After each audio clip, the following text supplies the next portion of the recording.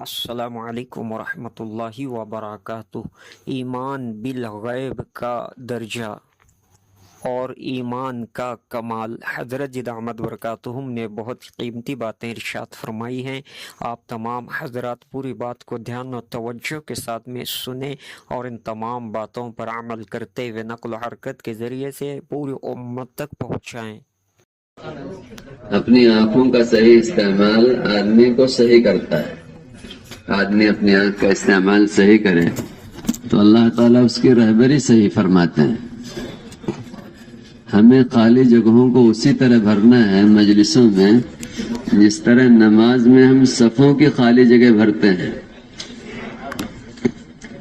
مجلسوں میں خالی جگہ بھرنے کی ذمہ داری اسی طرح ہے جس طرح صفوں میں خالی جگہ بھرنے کی ذمہ داری ہے۔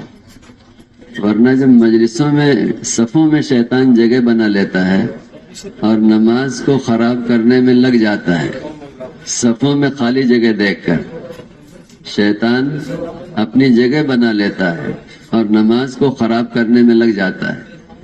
ایک آدمی اگر مجلس میں خالی جگہوں کو پر کرنے سے غافل ہے تو ہمیں خود سوچنا چاہیے کہ ہمارے درمیان کون ہوگا۔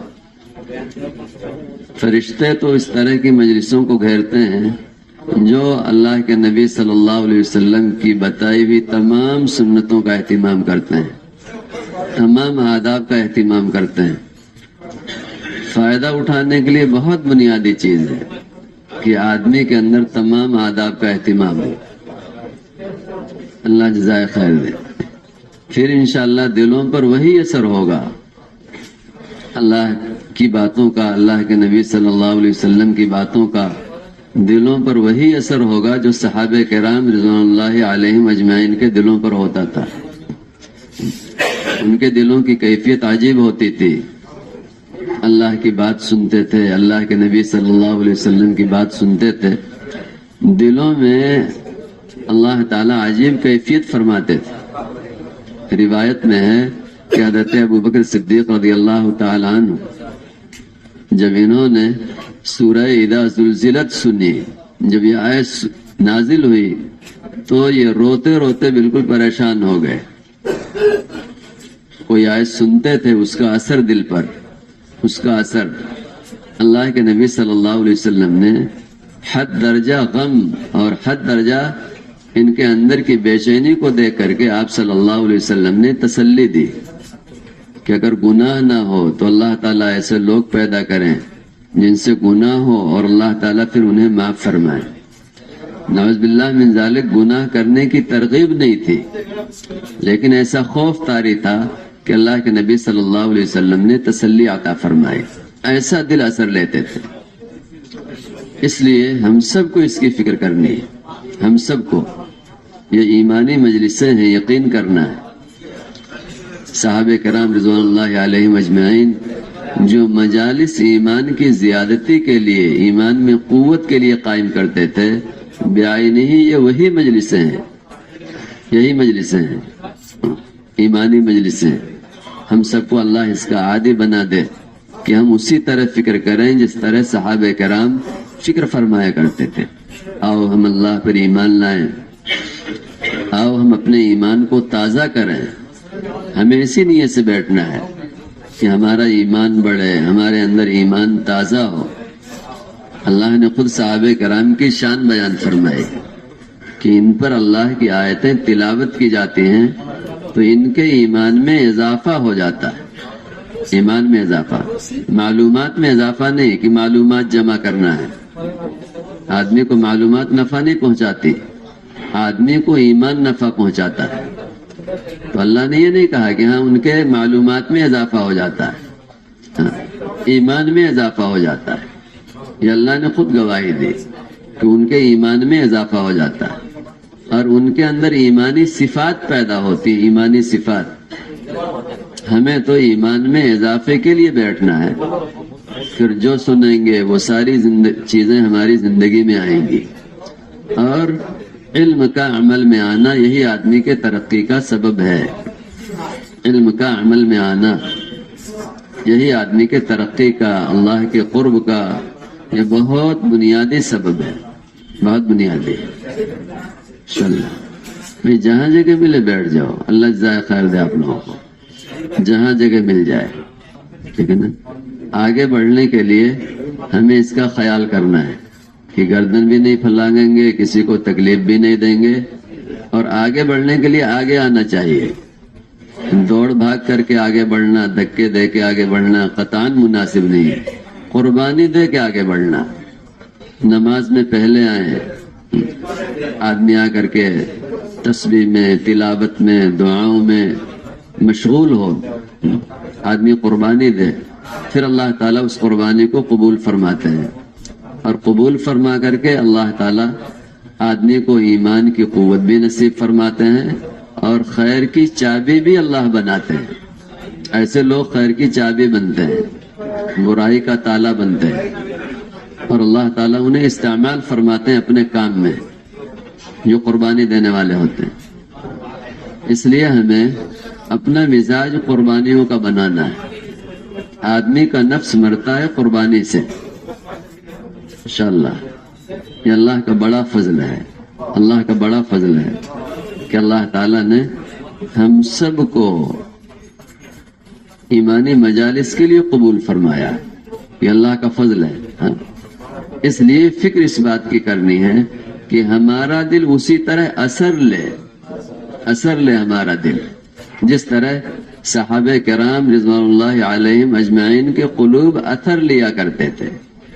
ہمیں اصل اس کی فکر اوڑھنا ہے، ہمیں اس کی فکر، دلوں پر اثر جب ہوگا تو زندگی بدل جائے گی۔ دلوں کا متاثر ہونا یہی زندگی کے بدلنے کا سبب بنتا ہے۔ صحابہ کرام مسجدوں کے ماحول میں رہتے تھے، ان کے دل بدل جاتے تھے۔ مسجد کا ماحول تو عجیب ہے، کافر کا دل بدل دے مسجد کا ماحول۔ ایک ایمان والا ایمانی مجلس میں ہو، قربانیوں کے ساتھ ہو، ادب کے ساتھ ہو، اندر کی سچی طلب کے ساتھ ہو، ایسا ہو ہی نہیں سکتا کہ مجلس سے اٹھے اور اس کا دل ایمان سے بھرا ہوا نہ ہو، ایسا نہیں ہو سکتا۔ اور جس کا دل ایمان سے بھر جائے، ایسا نہیں ہو سکتا کہ ایمانی تقاضے اس سے رہ جائیں، ایسا بھی نہیں ہو سکتا۔ ہاں، ایمان سے دل کا بھرنا ایمانی تقاضوں پر آدمی کو آمادہ کرتا، اندر سے وہ ایمان تقاضا کرتا ہے۔ پھر لوگوں کو تقاضا کرنے کی ضرورت نہیں ہوتی کہ لوگ تقاضا کریں، ہاں بھئی ایسا کر لو، ایسا کر لو۔ وہ ایمان خود تقاضا کرتا ہے کہ ہاں تو اپنی زندگی کو ایسا بنا لے۔ اس لیے ہم یقین رکھیں میرے انتہائی محترم بزرگوں، دوستوں، عزیزوں، یہ بات ہر شخص کو ہر وقت جاننی چاہیے کہ ایمان بالغیب اصل ہے۔ جس چیز کی تصدیق مشاہدے کی بنیاد پر ہو اس کو ایمان نہیں کہتے۔ جس چیز کی تصدیق مشاہدے کی بنیاد پر ہو اس کو ایمان نہیں کہتے۔ اور اگر ایمان لانے کے لیے غیب کے مشاہدے کا مطالبہ کیا جائے تو غیب کے مشاہدے کا مطالبہ کرنا سب سے بڑا کفر ہے، سب سے بڑا۔ ایمان بالغیب اتنا اصل ہے کہ اگر اس غیب کو آدمی دیکھ کر ایمان لانا چاہے تو یہ سب سے بڑا کفر ہے اور اس پر عذاب فوراً آ جاتا ہے، اس پر عذاب فوراً آ جاتا ہے۔ ایمان بالغیب اس کا درجہ یہ ہے کہ اگر غیب کی چیز کو ماننے کے لیے اس کو دیکھنے کا مطالبہ کیا جائے نبی سے، اس کو دیکھنے کا نبی سے مطالبہ کیا جائے تو عذاب فوراً آ جائے گا۔ کافر کے کفر پر اتنا جلدی عذاب نہیں آتا جتنا غیب کو تسلیم کرنے کے لیے مطالبے پر عذاب آ جاتا ہے۔ میری بات توجہ چاہتی ہے، مجھے عرض کرنا ہے کہ جب ایمان کمزور ہو جاتا ہے مومن کا تو اللہ حفاظت فرمائے، اس کی بھی طبیعت اس طرف مائل ہونے لگتی ہے، اس کی طبیعت مائل ہونے لگتی ہے اس طرف کہ کاش ہم دیکھتے جہنم کیا ہے، جنت کیا ہے۔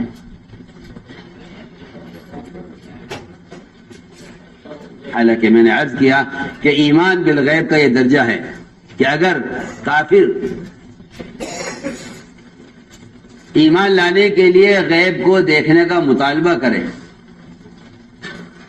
موسیٰ علیہ السلام کی قوم نے کہا تھا ارنا اللہ جہرتاً کہ اللہ آپ ہمیں ایک مرتبہ اللہ کی زیارت کرا دیجئے، ہم یقین کر لیں گے کہ آپ سچے ہیں،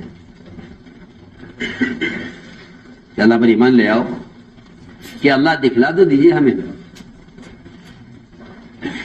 اس مطالبے پر فوراً بجلی گری ان پر، اس لیے کہ انہوں نے غیب کو دیکھنے کا مطالبہ کیا ہے۔ اس لیے مجھے عرض کرنا سب سے پہلے ہے یہ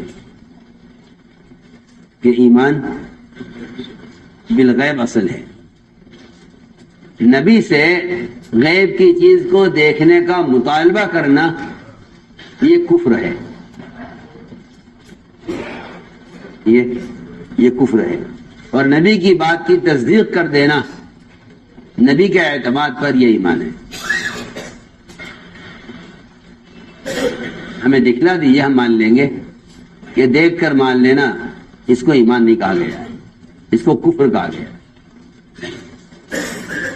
اسی لیے صحابہ کے بارے میں آتا ہے کہ اگر ان کے سامنے جنت اور دوزخ اپنی حقیقت کے ساتھ پیش کر دی جائیں اور ان کو دکھلا دی جائیں کھلی آنکھوں دنیا میں، تو ان کے ایمان میں کوئی اضافہ نہیں ہوگا، ایمان میں کوئی اضافہ نہیں۔ کیا دیکھ کر زیادہ ایمان لاتے ہیں، بغیر دیکھے کم لاتے تھے کہ نہیں، ان کے ایمان میں کوئی اضافہ نہیں ہوگا۔ ایمان کا کمال یہ ہے کہ جتنا یقین دیکھ کر ہو اتنا ہی یقین بغیر دیکھے ہو۔ تو میں نے عرض کیا کہ اللہ تعالی ایمان بالغیب کا امتحان لیتے ہیں، یہ پنکھا چلا دو، ایمان بالغیب کا کیا لیتے ہیں؟ ایمان بالغیب کا امتحان لیتے ہیں۔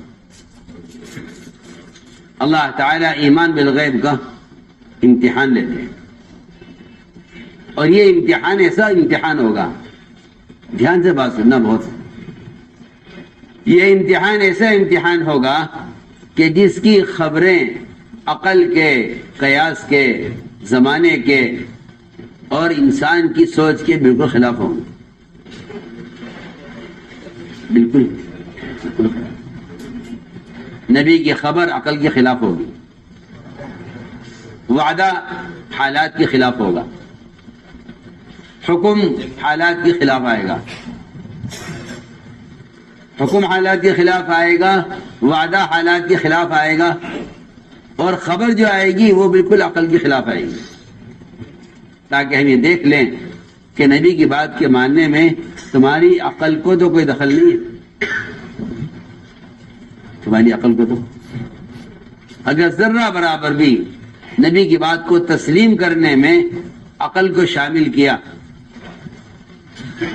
تو اس کو ایمان نہیں کہا جائے گا۔ میں اس کی مثال عرض کرتا ہوں۔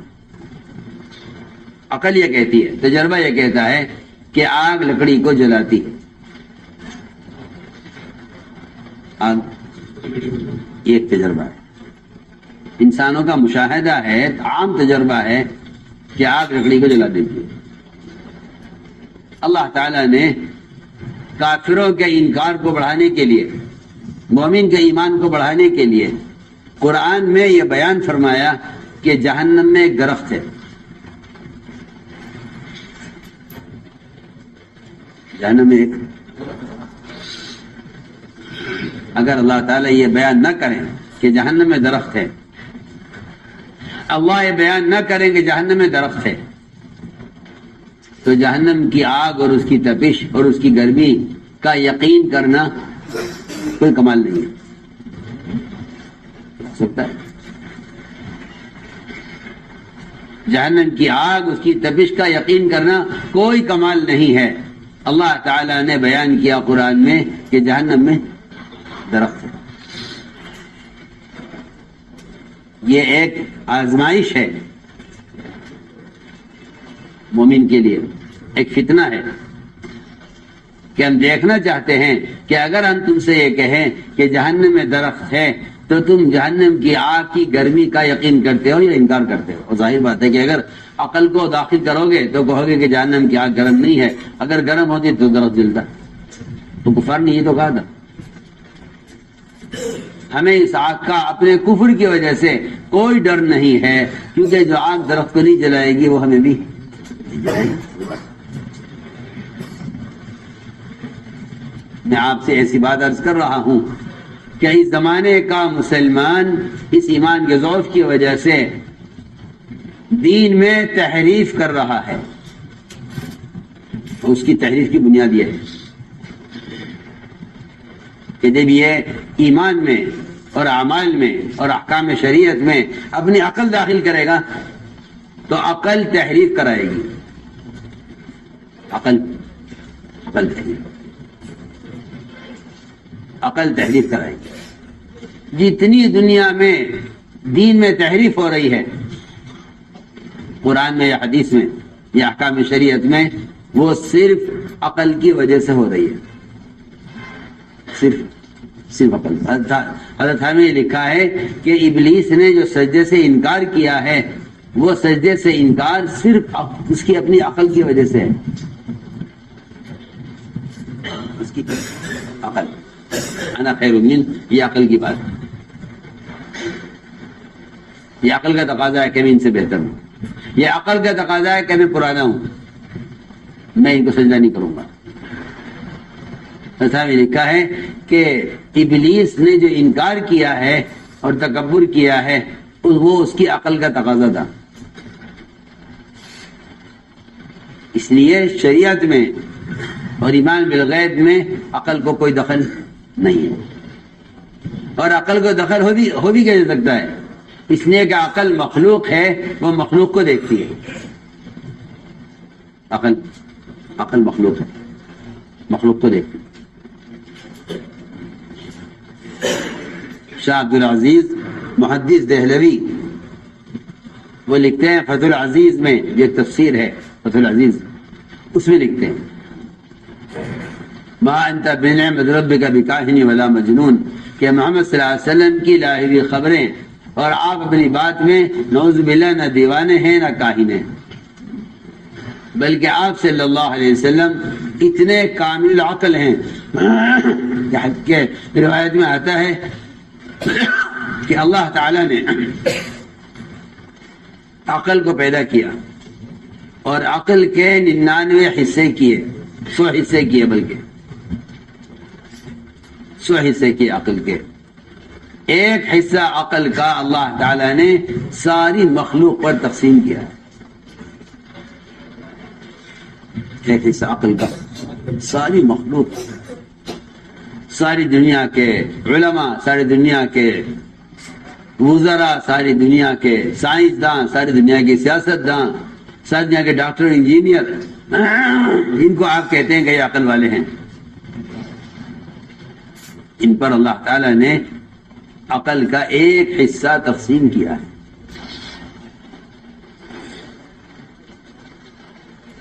ان پر عقل کا ایک حصہ, کسی کی فقاہت, کسی کی جو ہے سمجھداری, جس کے بعد جتنی بھی ہو,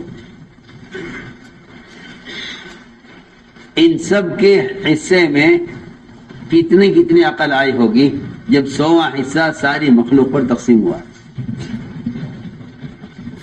اس پر فیصلہ کرو.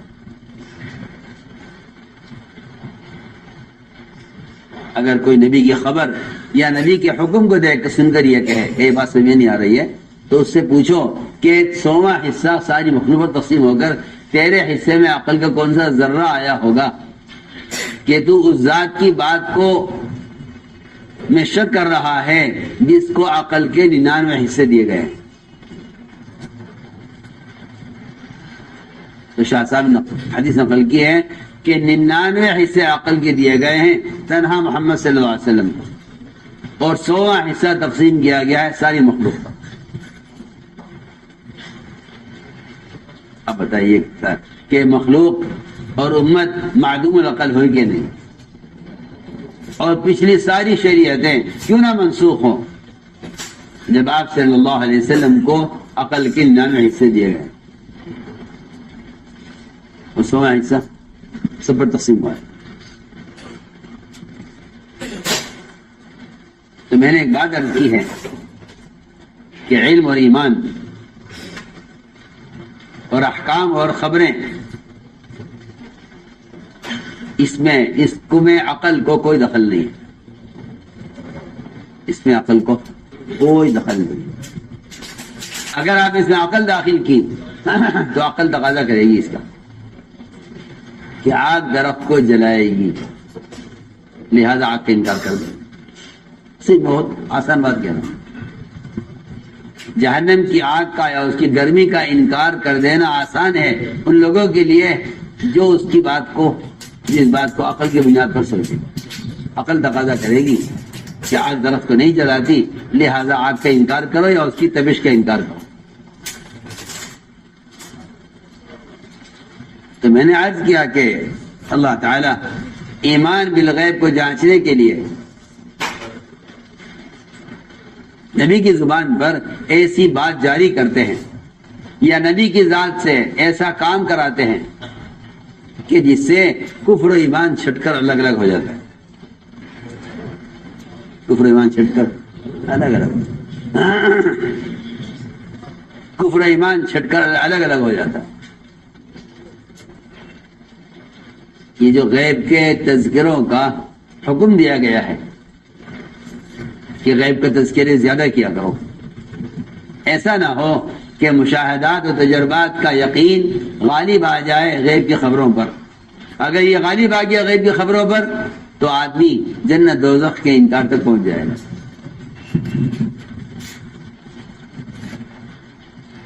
دہریت جو بنتی ہے، دہریت جو پیدا ہوتی ہے، وہ غیب کے تذکرے نہ کرنے سے پیدا ہوتی ہے۔ دہریت، کیونکہ جب آدمی غیب کے تذکرے نہیں کرتا تو پھر مشاہدات کے اور تجربات کے تذکرے اس کو دہریت تک پہنچا دیتے ہیں۔ اور اس کا آسان مطلب یہ ہے کہ جب آدمی غیب کے تذکرے نہیں کرے گا تو پھر اس کی عقل یہ کہے گی کہ کائنات کا نظام کائنات سے چل رہا ہے۔ بس اسی کو دہریت کہتے ہیں۔ اللہ مجھے معاف فرمائے، اسی کو سائنس کہتے ہیں۔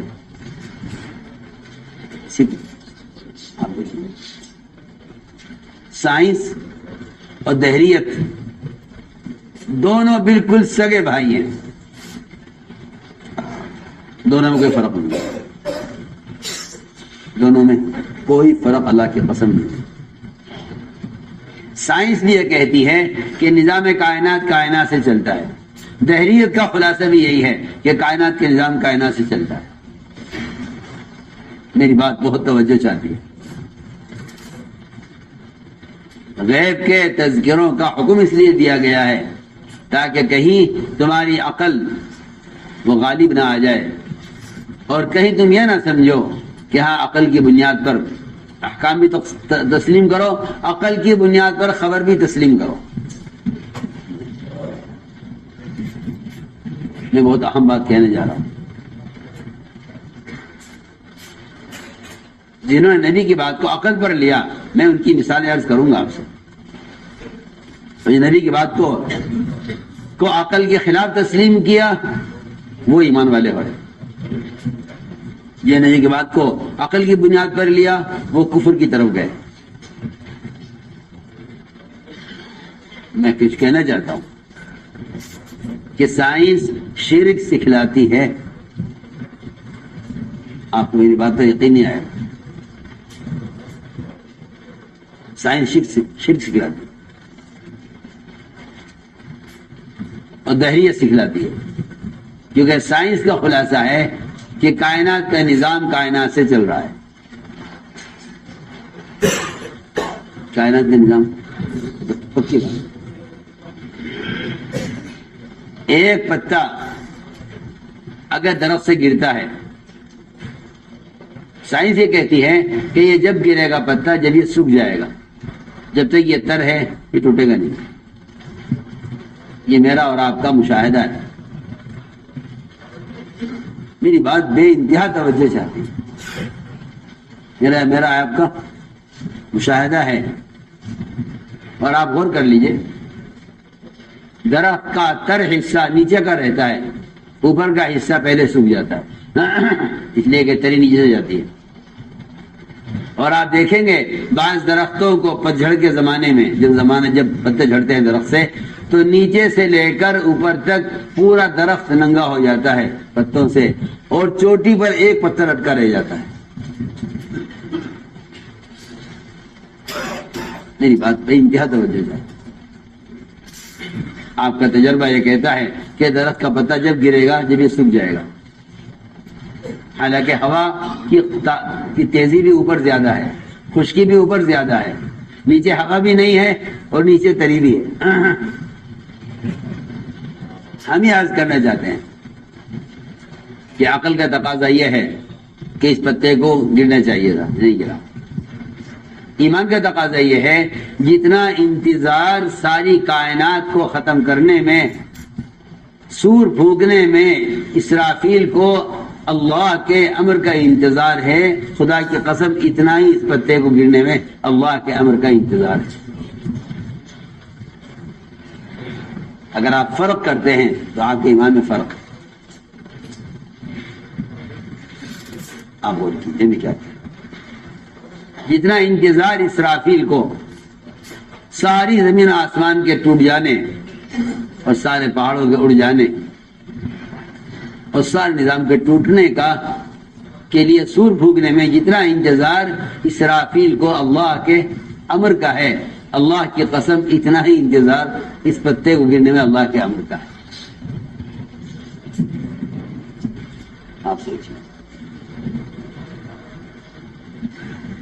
آپ کہتے ہیں نہیں. آگے چلیے. زلزلے آتے ہیں. آپ جا کے سائنسدانوں سے پوچھئے زلزلے کیوں آتے ہیں، وہ آپ کو جھوٹی کہانیاں سنائیں گے. کسی کالج میں نہیں پڑھایا جاتا کہ زلزلے زنا سے آتے ہیں. زلزلے زمین بچھائی گئی ہے سجدے کے لیے، زمین پھیلائی گئی ہے سجدے کے لیے. بیت اللہ کے درمیان سے پانی کا بلبلہ اٹھا اور یہاں سے اللہ نے زمین کو پھیلایا ہے. جو ساری دنیا کے سجدہ کرنے کا رخ بیت اللہ ہے، وہیں سے زمین کے بننے کی ابتدا ہوئی ہے. اس لیے کائنات کے کسی حصے کی زمین ہو، تو زمین کا سب سے پہلے وجود اللہ کو سجدہ کرنے کے لیے ہے. جب اس پر زنا ہوتا ہے تو زمین کانپ اٹھتی ہے. آپ پوچھے سائنسدانوں سے زلزلے کیوں آتے ہیں، وہ آپ کو سکھلائیں گے، پڑھائیں گے. کسی کالج میں نہیں پڑھایا جاتا کہ زنا سے زلزلے آتے ہیں کہ نہیں پڑھائے. ہم مثال عرض کر رہے ہیں کہ کائنات کا نظام کائنات سے چل رہا ہے، اس کو دہریت کہتے ہیں. ایگو خیال ہے کہ نہیں، اللہ نعوذ باللہ بنا کر فارغ ہو گئے ہیں. اب کائنات میں جو تغیر ہوگا وہ کائنات کی کسی دوسری شکل سے ہوگا. یہ ہے شکلوں کو سامنے رکھ کر اور عقل کو سامنے رکھ کر چلنے والا. یہ میں عرض کرنا. ایمان بالغیب وہ اس کے بالکل خلاف ہے. میں مثال عرض کرتا ہوں. آپ کی عقل یہ کہتی ہے کہ اتنے گھنٹے کی اتنی مسافت اتنے گھنٹے میں پوری ہوگی، اتنی مسافت اتنے دن میں پوری ہوگی. اللہ نے قرآن میں سفر معراج کو اور جہنم کے درخت کو دونوں کو ساتھ بیان کیا. کیا ہم ان کو آزما کر دیکھنا چاہتے ہیں کہ ان کو نبی کی بات پر کتنا یقین ہے. آپ نے فرمایا کہ رات میرا سفر ہوا ہے یہاں سے بیت المقدس، بیت اللہ سے بیت المقدس، اور وہاں سے آسمانوں کا سفر ہوا ہے. وہاں سے آسمانوں کا سفر ہوا.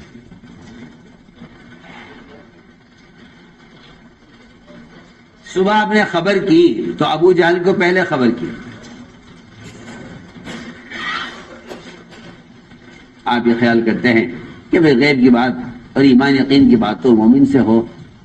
ابو جہل کو کیا مطلب اس سے کہ نہیں، نبی تو سب کو اپنی بات سب کو پہنچائیں گے، جن کا دل چاہے کفر کرے کہ چاہے ایمان لے. اور مگر صدیق کو بعد میں پتہ چلا، ابو جہل کا آپ نے پہلے ذکر کر دیا. ایک ہی بات ہے، ایک ہی بات ہے جو مومن کے ایمان کو بڑھائے گی، کافر کے کفر کو بڑھائے گی، منافق کے نفاق کو بڑھائے گی. اس طرح ایک ہی پانی سے کانٹے بھی اگتے ہیں اور پھول اور پھل بھی اگتے ہیں. اسی طرح نبی کی ایک خبر سے ادھر کافر کا کفر بڑھے گا، ادھر منافق کا نفاق بڑھے گا، ادھر مومن کا ایمان بڑھے گا. تینوں کے لیے ایک ہی بات. آپ غور کیجیے. لوگ دوڑو لگے وہ صدیق کے بعد کہ آج تمہارا ساتھی یہ کہہ رہا ہے کہ رات کو کہ کسی حصے میں سفر ہوا ہے ہمارا جسم کے ساتھ، جس میں 1 مہینے کا سفر تو زمینی ہے اور باقی لامحدود سفر آسمانوں کا ہے. 50,000 سال کی مسافت تو جبرائیل کی ہے. اس سے آگے کی مسافت جہاں جبرائیل کے بھی گئے نہ کبھی جا سکیں گے، وہ اس سے زیادہ ہے. آپ غور کیجیے.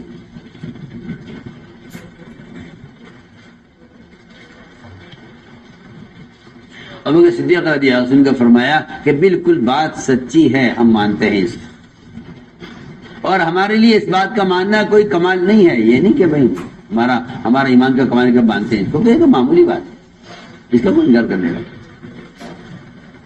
لیکن آپ کی اس خبر پر کمزور ایمان والے مرتد ہو گئے کہ بھئی ہم اس بات کو نہیں مان سکتے. اور وجہ اس کی یہ ہے کہ 1 مہینے کی مسافت تو زمینی ہے، اور یہ کہتے ہیں کہ ایک ہی رات میں پورا سفر بھی ہو گیا اور واپسی بھی ہو گئی صبح سے پہلے. تو کفار نے یہ کہا کہ اچھا اگر ایسی بات ہے تو بتائیے، ہمارا تجارتی قافلہ جا رہا ہے ملک شام، روانہ کیا گیا ہے ملاد کا راستے میں، اگر آپ سچے تو بتائیں گے. نبی سے دلیل طلب کرنا کفر ہے، نبی سے کفر ہے، نبی سے دلیل طلب کرنا کفر ہے اور ایمان کے بالکل منافی ہے. ایمان کی بالکل منافی ہے. نبی سے دلیل طلب کرنا کفر ہے اور یہ ایمان کے بالکل خلاف ہے. چنانچہ کفار نے آپ سے کہا کہ اچھا اگر ایسی بات ہے کہ آپ کی بات میں سچے ہیں تو بتائیے ہمارا تجارتی قافلہ کہاں ہے. اللہ کی شان، اللہ تعالی نے پورا ان کافروں کا تجارتی قافلہ آپ کے سامنے پیش کر دیا. آپ نے فرمایا تمہارا قافلہ اس وقت فلاں جگہ سے گزر رہا ہے، اس میں اتنے رنگ کے اتنے اونٹ ہیں، اس رنگ کے اتنے اونٹ ہیں، اس رنگ کے اتنے اونٹ ہیں، اور وہ جو سامان بندھا ہوا رکھا ہوا ہے وہ سامان کی ساری فہرست اور لسٹ آپ نے بیان کر دی. پوچھے جاتے ہو تو ہم بتائیں گے تمہیں، ہم بتائیں گے تمہیں. کفار حیران ہو گئے اور کہنے لگے کہ اس کے پاس صرف جادو اور سحر ہے، اس کے علاوہ کچھ نہیں.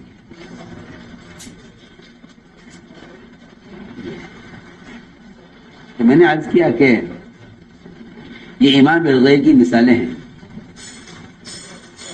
کہ اللہ تعالیٰ نبی کی زبان پر ایسی بات جاری کرائیں گے چھٹائی کرنے کے لیے کہ کون ایمان لاتا ہے کون نہیں لاتا، کون ایمان لاتا ہے کون نہیں لاتا. ہم یہ بات جو عرض کر رہے ہیں کہ ایمان بالغیب اور غیب کے امور کے تذکرے کیا کرو، غیب کے تذکرے کیا کرو، تاکہ یقین میں اور شریعت میں، ایمان میں اور شریعت میں، ایمان میں اور احکام میں عقل داخل نہ ہو، ورنہ عقل مشاہدے کا تقاضا کرے گی، عقل مشاہدے کا تقاضا کرے گی، اور ساری خبریں جو ہوں گی وہ ظاہر کے خلاف ہوں گی، خبریں سب ظاہر کے خلاف.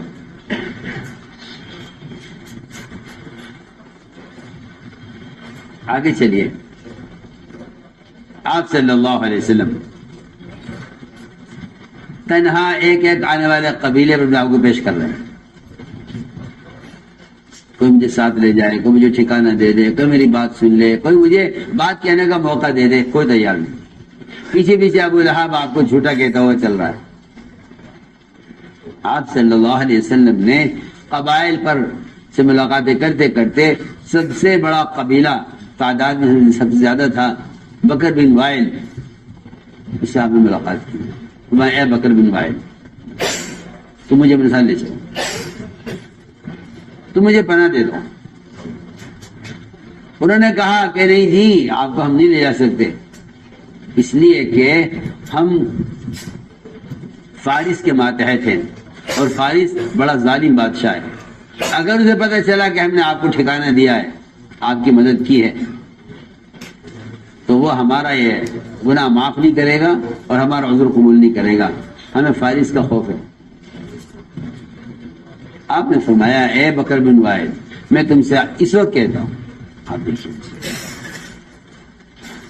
میں تم سے اس وقت کہتا ہوں, میں اس وقت تم سے کہتا ہوں کہ اگر تم 33 مرتبہ سبحان اللہ, 33 مرتبہ الحمدللہ, 34 مرتبہ اللہ اکبر اس وقت کہہ لو, تو میں تمہیں یقین دلاتا ہوں کہ فارس کی بیویاں تمہارے بستر پر ہوں گی.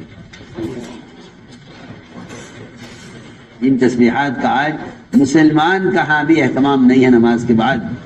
ان تسبیحات پر فارس کی بیویوں کے باندیاں بننے اور اس کی اولاد کے کفار مکہ کا غلام بننے کی آپ صلی اللہ علیہ وسلم ان کو یقین دلا رہے ہیں کہ اگر تم یہ مان جاؤ. اے بکر بن وائل, جی فارس کی عورت مجھے لے جا نہیں سکتے, میں تمہیں یقین دلاتا ہوں کہ اگر تم 33 مرتبہ اس سے کہہ رہے 33 مرتبہ الحمدللہ اور 34 مرتبہ اللہ اکبر کہہ دو, میں تمہیں یقین دلاتا ہوں. اس لیے کہ داعی کی نظر ہمیشہ نتیجے پر ہوتی ہے, وہ موجودہ حالات کو نہیں دیکھتا موجودہ حالات کیا ہے. حالانکہ موجودہ حالات صرف لا الہ الا اللہ کے کلمے کو بھی قبول کرنے کے نہیں ہیں. اور آپ صلی اللہ علیہ وسلم ان تسبیحات پر بکر بن وائل کے سے کہہ رہے ہیں کہ فارس کا تمہیں خوف ہے, اگر تمہیں تسبیحات کہہ لو تو فارس کی بیویاں تمہارے بستروں پر اور ان کی اولاد تمہاری غلاموں. اگلا موقع آیا کہ آپ صلی اللہ علیہ وسلم کو مکہ مکرمہ چھوڑنے پر کفار نے مجبور کر دیا. جو رات نعوذ باللہ آپ صلی اللہ علیہ وسلم کے قتل کے پکے پختہ ارادے کی تھی, اللہ نے حکم دیا آپ نکل جائیں گے. آپ یہاں سے نکلے اور سراقہ ابن مالک نے آپ کو پیچھا کیا, کیونکہ اعلان ہو گیا تھا کفار میں کہ جو آپ کو نعوذ باللہ زندہ یا مردہ کسی طرح پکڑ لائے اس کے لیے 100 اونٹ کا انعام ہوگا. لوگوں کو انعام کی بھی طلب تھی, نعوذ باللہ آپ سے دشمنی بھی تھی, نکلے تلاش میں سب. اللہ چاہتے سب کو اندھا کر دیتے, اللہ چاہتے تو آپ کو کوئی نظر نہ آتا یا آپ کسی کو نظر نہ آتے, لیکن اللہ تعالیٰ کو دکھانا ہے کہ ہم غیبی مدد کا کمال بشریت کے ساتھ دکھانا چاہتے ہیں. بشریت کا نصرت کا کمال بشریت کے ساتھ ہے, نصرت کا کمال بشریت کے ساتھ ہے, ورنہ آپ کو اللہ غائب کر دیتے. یعنی اللہ اگر آپ کو غائب کر دیتے اور کفار آپ کو نہ دیکھتے تو مدد کا کمال تو نہیں تھا نا. مدد کا کمال تو جب ہے جب دشمن آپ کے سامنے ہے. سراقہ آپ کے قریب پہنچ گیا, آپ کے سراقہ کے درمیان چند ہاتھ کا فاصلہ تھا. آپ نے اس وقت یہ فرمایا سراقہ میں جو دین لے کر آیا ہوں اگر تم یہ اختیار کر لو, میں تم سے آج کہتا ہوں کہ کسرا ابن ہرمز کے ہاتھوں میں پہننے والے وہ کنگن جس کو کوئی ہاتھ نہیں لگا سکتا, جس کو ہر ایک دیکھ بھی نہیں سکتا جا کر, وہ کسرا کے کنگن سراقہ تمہارے ہاتھوں میں ہوں. آپ دیکھیے ایک آدمی کس قصبہ کرسی میں مکہ مکرمہ سے چھپ کر نکل رہا ہے رات میں اور خائف ہیں آپ، لیکن یقین اور نظر نتیجے پر ہے۔ سراقہ سے آپ کہہ رہے ہیں سراقہ اگر تم رہ گئے تو تم دیکھو گے کہ کسرا کے کنگن تمہارے ہاتھوں میں ہوں گے۔ عمر رضی اللہ عنہ کے سامنے جب صندوق لا کر رکھا گیا جس میں کسرا کے زیورات تھے، اس کے بدن میں استعمال کرنے کا سامان تھا، اس کا قلعہ فتح ہوا اور وہاں سے وہ اس کا خاص صندوق لا کر تمہارے سامنے رکھا گیا، اسے کھولا عمر نے، سامنے سراقہ بن مالک بیٹھے ہوئے تھے عمر کے سامنے، عمر رضی اللہ عنہ نے وہ کنگن سونے کے لڑکائے ان کی طرف وہیں پھینکے کہ لو سراقہ، آج آپ صلی اللہ علیہ وسلم کا وہ وعدہ بھی پورا ہو جائے جو اس دن کیا گیا تھا تم سے جب تم آپ صلی اللہ علیہ وسلم کو قتل کرنے کے واسطے قریب پہنچ چکے تھے اور آپ نے وعدہ تم سے کیا تھا، آج وہ وعدہ ہمارے ذریعے پورا ہو رہا ہے۔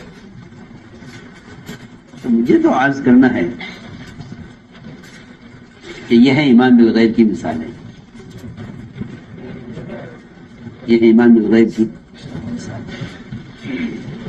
کہ نبی جو خبر دیں اس خبر کو نبی کے اعتماد پر یقینی ماننا، خبر کو کہ نبی کے اعتماد پر خبر کو یقینی ماننا، یہ ہے ایمان بالغیب۔ اس لیے علماء نے لکھا ہے جس چیز کی تصدیق مشاہدے کی بنیاد پر اس کو ایمان نہیں کہتے۔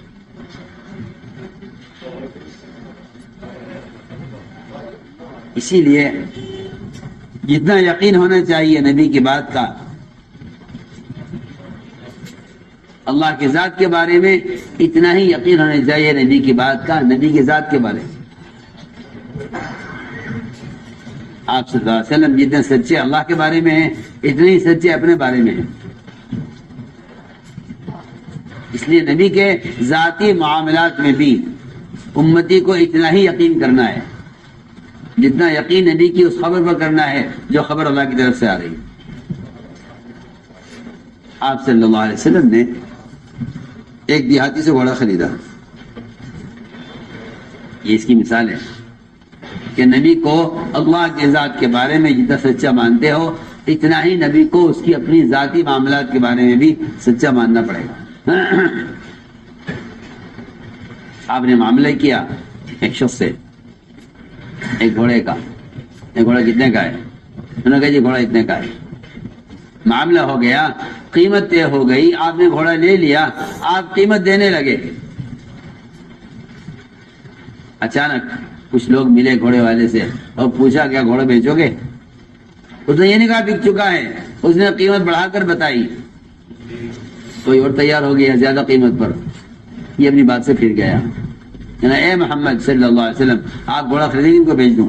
فرمایا گھوڑا میں تم سے لے چکا ہوں۔ اس نے کہا واللہ ما بعتک، میں نے آپ کو نہیں بیچا، میرا آپ کا معاملہ بھی نہیں ہوا۔ فرمایا معاملہ ہو چکا ہے، میں تم سے خرید چکا ہوں۔ اس نے کہا نہیں بکا، آپ اگر ایسا ہے تو گواہ لائیے، گواہ کوئی تھا نہیں۔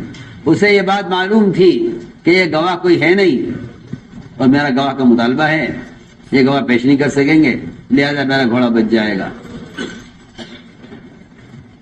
آپ فرمایا کہ گواہ تو کوئی تھا نہیں، میں نے کہا نہیں گواہ لائیے آپ۔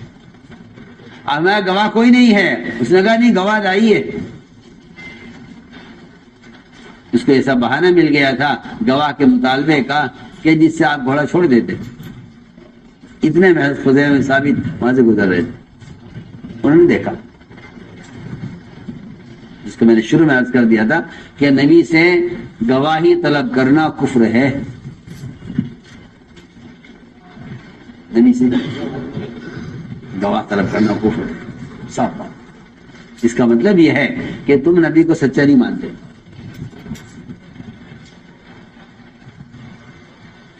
کفر ہے نبی سے گواہی طلب کرنا۔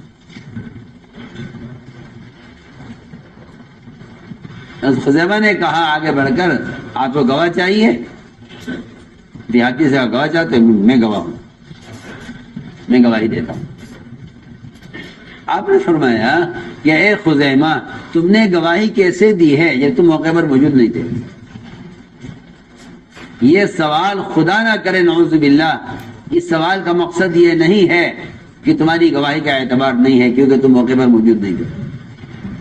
یہ سخت امتحان ہے صحابی کا کہ یہ تو آج فیصلہ ہوگا کفر کا یا کمال ایمان۔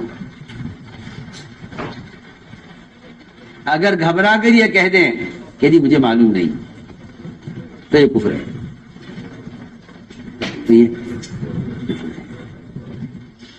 اگر یہ کہہ دیں گھبرا کر جی مجھے معلوم نہیں، آپ نے لیا یا نہیں لیا مجھے پتا نہیں۔ نعوذ باللہ، اگر اس ذرا سے گھوڑے کے معاملے میں بھی صحابی یہ کہہ دیتے کہ جی مجھے معلوم نہیں ہے،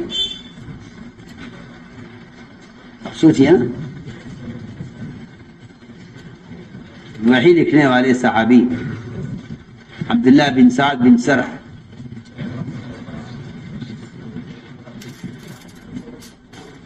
انہوں نے ایک آیت کے بارے میں اتنا کہہ دیا صرف کہ یہ تو میں کہہ رہا ہوں، ایک آیت کے بارے میں اتنا کہہ دیا میں کہہ رہا ہوں۔ اتنی بات پر صرف کہ قرآن کی ایک آیت، وہ الفاظ ان کی زبان میں بھی جاری ہو گئے، وہی الفاظ آپ صلی اللہ علیہ وسلم نے بھی بیان فرمائے۔ اتنی بات پر اللہ نے آزمایا، یہ وحی کا انکار کر کے کافر ہو کر آپ کے پاس سے اٹھے اور باہر نکل کے کہا کہ میں بھی نبی ہوں، میرے پر بھی قرآن آتا ہے۔ آپ سنیے تو صحیح کتنا نازک معاملہ ہے۔ وحی ہمارے صحابی، آپ دونوں واقعات کو ذہن میں رکھیں، میں کچھ کہہ رہا ہوں، دونوں واقعات ذہن میں رکھیے۔ ادھر ایک معمولی گھوڑا ہے، اس کے بارے میں حضرت خزیمہ کو کی گواہی ہم ڈانٹ کر پوچھیں گے کیسے گواہی دی آپ نے؟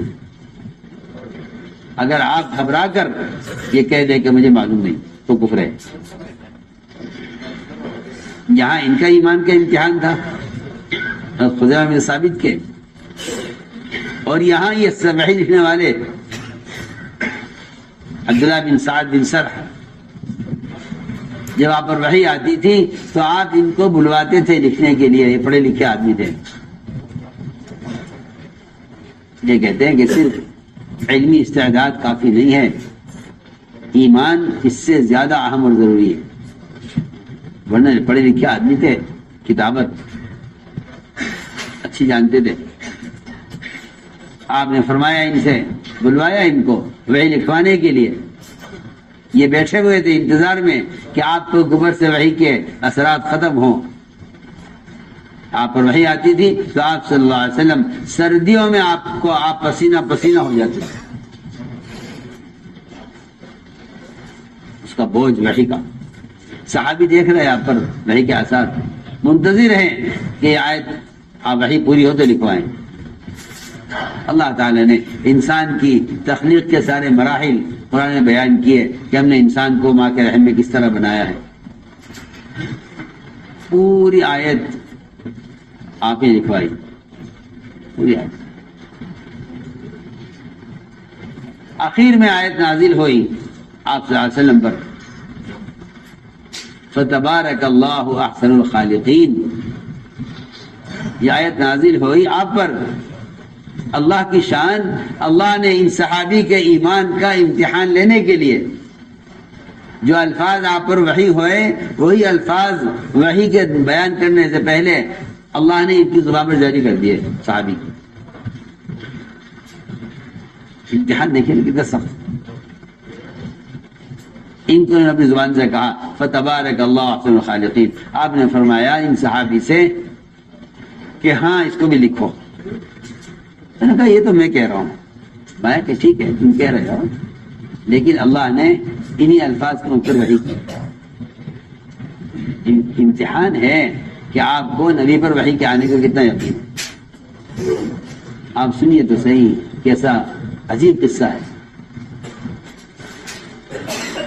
بالکل وہی الفاظ ان کو زبان پر نکلے، اللہ نے کیے دیکھنے کے لیے کہ دیکھیں اس کو نبی کے وحی پر اس کا کتنا یقین ہے۔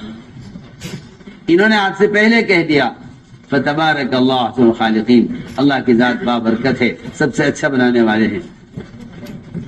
فرمایا ہاں یہ بھی لکھو۔ تو یہ کہنے لگے کہ کوئی وحی نہیں آتی آسمان سے جس کی بات اچھی لگتی ہے لکھوا دیتے ہیں۔ سنیے تو صحیح، عقل میں شروع سے کہہ رہا ہوں کہ عقل اور یقین، عقل اور ایمان، جی ہاں، انہوں نے صاف کہا کہ نہیں، نعوذ باللہ وحی کوئی نہیں آتی آسمان سے جس کی بات اچھی لگتی ہے وہ لکھوا دیتے ہیں۔ یہاں سے اٹھے، باہر نکلے اور اعلان کر دیا جا کر لوگوں میں کہ میں نبی ہوں، اور یہ بھی کہہ دیا، ایک روایت میں ہے کہ ان پر کوئی وحی نہیں آتی ہے جس کی بات اچھی لگتی ہے۔ آپ نے فرمایا اگر بیت اللہ کا پردہ پکڑے ہوئے مل جائے تو اس کو قتل کرنا ہے، اس کو چھوڑنا نہیں۔ ایک ذرا سی الفاظ میں لکھا ہے کہ کافر امید پر ہے، مومن خطرے میں ہے۔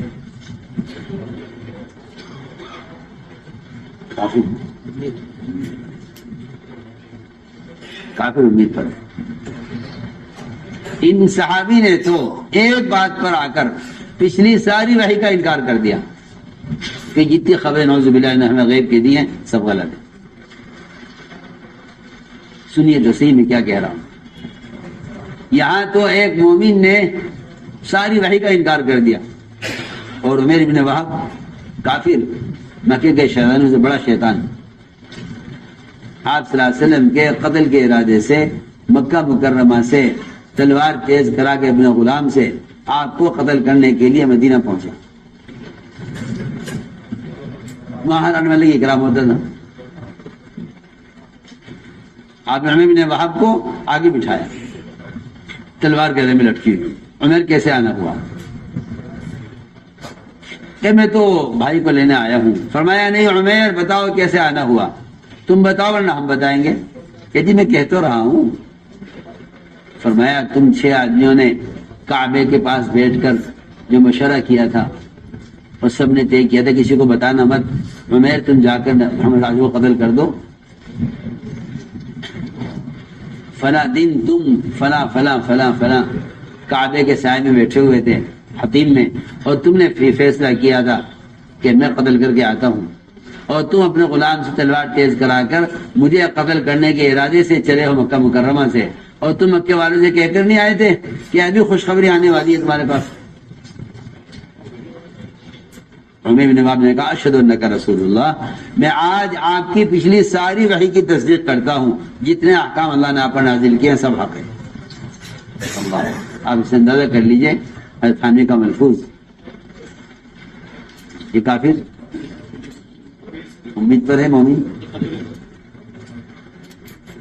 یہ 2 واقعات آپ ذہن میں رکھیے۔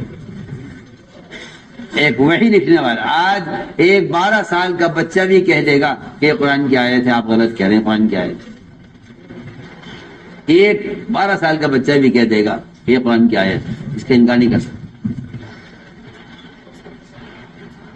اس صحابی کو کتنا یقین ہوگا وحی پر جو آپ کے سامنے بیٹھ کر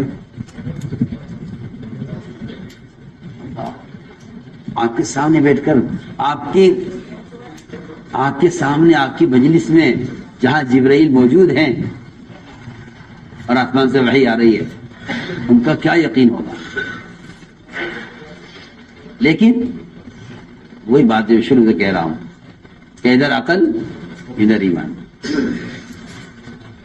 اگر کہہ دیتے کہ نہیں جی آپ ایمان، وحی تو آپ ہی پر آ سکتی ہے، اگر میری زبان سے کوئی بات جاری ہو رہی ہے تو ہونے دو، وحی تو آپ پر آتی ہے، اگر نہیں مجھ پر وحی آتی ہے۔ تو میں نے عرض کیا کہ یہ ہیں مثالیں میرا عزیز دوستوں ایمان بالغیب کی۔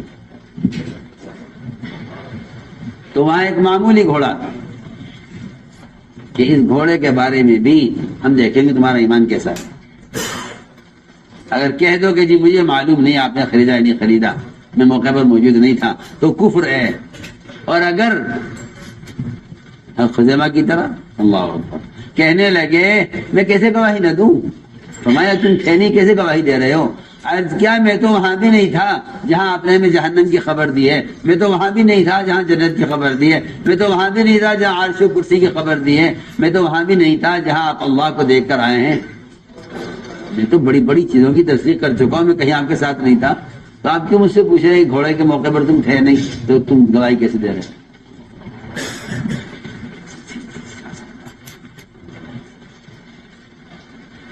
آپ نے فرمایا آج کے بعد خزیمہ جس بات کے بارے میں گواہی دیں ان کی تنہا کی گواہی 2 کے برابر ہے. یہ سچے ہیں بالکل. ہم نے آزمایا ہے ان کو، ہم نے ان کو آزمایا ہے. میرے دوستوں عزیزوں، یہ ہے غور کرنے کی بات. یہ جنت دوزخ کے تذکرے یہ اندر وہ تاثر پیدا کرنے کے لیے ہیں، اور اس کا نتیجہ کیا ہے کہ اس کا نتیجہ خوف کا پیدا ہونا ہے. ورنہ صرف جنت دوزخ کے وجود پر ایمان لے آنا یہ ایمان کا کمال نہیں ہے، ایمان کا کمال نہیں ہے، بلکہ ایمان کا مقصد یہ ہے، اور ایمان کا یعنی کہنا چاہیے کہ ایمان کا مطلب یہ ہے، ایمان کا مطلب یہ ہے کہ جہنم کے عذاب کی شکلیں اور وہاں کی تکالیف کا یقین اس کو حرام سے روکے،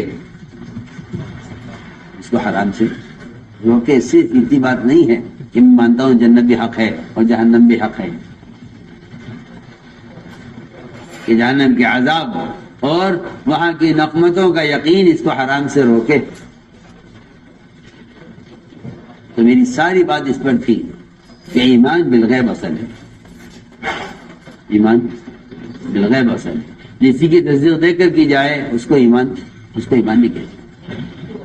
اس لیے آپ اگر غور کریں گے تو صحابہ کرام کے آپ صلی اللہ علیہ وسلم کے درمیان سوال جواب ہیں ایمان کے بارے میں. جب کائنات میں کوئی تغیر ہوتا تھا تو آپ صلی اللہ علیہ وسلم سب سے پہلے صحابہ کا ایمان چھوڑتے تھے کہ میرے صحابہ کے ایمان کا کیا حال ہے. جی اب تو صبح شام جو امور پیش آتے ہیں ان کے بارے میں کبھی غور ہی نہیں کرتے کہ یہ بات پیش آئی ہے میرے ایمان کا کیا حال ہے. میں ایک مثال چھوٹی سی مثال عرض کرتا ہوں. ہلکا سا جھٹکا آ جائے زلزلے کا تو لوگ اپنے مکان کو چیک کرتے ہیں کہ بھائی کہیں سے کوئی ستون تو نہیں ہل گیا، کوئی دیوار تو نہیں پھٹ گئی. ہاں مثال دے رہا ہوں بہت اچھی. کائنات میں تغیرات ہوتے ہیں، ہم ایسے موقعوں پر اپنے ایمان کی طرف متوجہ نہیں ہوتے کہ یہ تغیر ہوا ہے کائنات میں، میرے ایمان کا کیا حال ہے. بلکہ ایمان سے غافل ہو کر مسلمان یہ کہتا ہے کہ یہ بات اس لیے پیش آئی ہے، یہ بات اس لیے پیش آئی ہے، یوں ہوا ہے اس لیے اس طرح ہوا ہے، اگر یہ نہ ہوتا تو یہ بھی نہ ہوتا. اس کو دہریت کہتے ہیں، اس کو دہریت کہتے ہیں. علی یہ فرماتے رضی اللہ تعالیٰ عنہ اگر کوئی شخص یہ کہے اپنی زبان سے کہ اگر یوں نہ کرتے تو یوں ہو جاتا، اگر یوں کرتے تو یوں ہو جاتا، فرمایا بہتر یہ ہے کہ ایسا شخص ایک انگارہ اپنی زبان پر رکھ کر زبان پہ جلا کر خاک کر دے، ختم کر دے. یہ بہتر ہے یہ کہنے سے کہ اگر یوں کرتے تو یوں ہو جاتا. کیوں کہ صرف اللہ کی ذات ہے، صرف اللہ کی ذات ہے. فعالا لما یرید.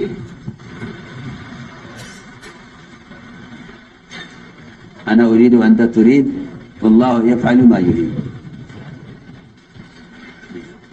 یہ کہاوت ہے، انا اريد وانت تريد واللہ یفعل ما یرید. جی میں یہ چاہتا ہوں، آپ یہ چاہتے ہیں، حکومت یہ چاہتی ہے، تاجر یہ چاہتے ہیں. نہیں، ان سب کا ایک جواب ہے کہ اللہ تعالیٰ جو چاہتے ہیں وہ کرتے ہیں. اللہ جو چاہتے ہیں. تو میں نے عرض کیا ہے جب کائنات میں کوئی تغیر ہوتا تھا تو آپ صلی اللہ علیہ وسلم اپنے صحابہ کے ایمان کو ٹٹولتے تھے کہ ان کے ایمان کا کیا حال ہے. حدیبیہ کی رات میں بارش ہوئی، آپ نے فرمایا یہ بارش ہوئی ہے رات، تم میں سے بعض کافر ہو جائیں گے بعض مومن. صحابہ گھبرا گئے، ہم کیسے کافر ہو جائیں گے؟ آپ نے فرمایا جو کہے گا بارش اللہ کے امر سے ہوئی ہے وہ اللہ پر ایمان رکھنے والا ہے، جو کہے گا بارش فلاں ستارے کی وجہ سے ہوئی ہے وہ اللہ کا انکار کرنے والا اور ستاروں پر ایمان لانے والا ہے. صاف فرمایا. کیا اثر ہے؟ ایک صاحب نے خبر دی، اخبار کی خبر، مدینہ مرکز بیجاپور۔ اخبار کی خبر آئی کہ پرسوں زبردست طوفان آئے گا اور زبردست بارش ہوگی، مینا، عرفات، مزدلفہ، اس میں سخت طوفان کا اور بڑی تیز بارش کا اور تیز ہوا کا کی خبر ہے۔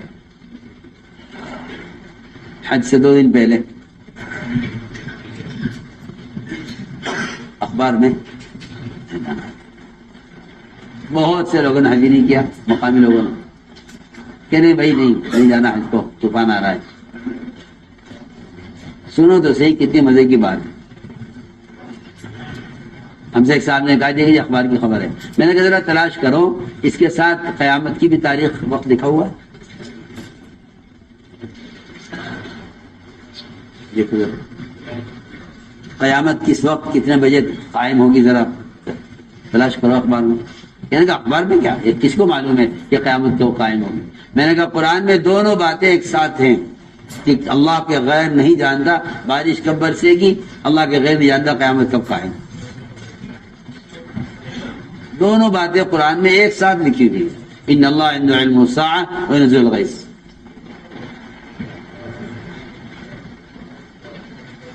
اگر آپ کو اخبار میں یہ لکھا ہوا نظر آ رہا ہے کہ کل کے پرسوں بارش ہوگی، اگر آپ اس کا اقرار کرتے ہیں تو آپ اس کا بھی اقرار کریں کہ معلوم ہے قیامت کب قائم ہو۔ اور اگر آپ قیامت کا انکار کرتے ہیں کہ الیہ یرجع علم الساعة، کہ اللہ کا غیر نہیں جانتا قیامت کب قائم ہو، تو اللہ کا غیر نہیں جانتا کہ بارش کب برسے گی۔ قرآن نے دونوں کو ایک ساتھ اکٹھا جمع کیا ہے۔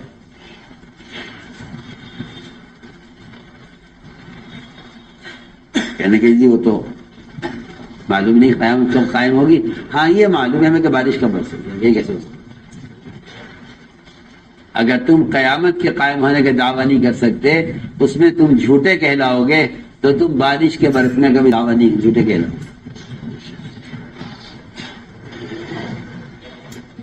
جی وہ تو اخبار کی خبر ہے، تو اخبار کی خبر ہے، ہوا کرے۔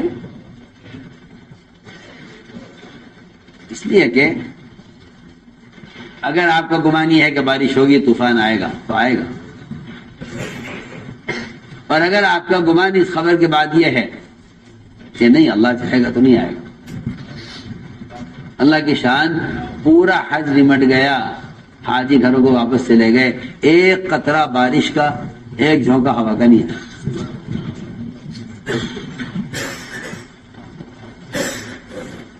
ایک سال کا حج تو یہ ہوا، اگلے سال کے حج میں اعلان ہوا کہ عرفات کے دن گرمی بہت زیادہ ہے، کوئی باہر وقوف نہ کرے، کوئی باہر دعا نہ مانگے، کوئی باہر نہیں نکلے گا۔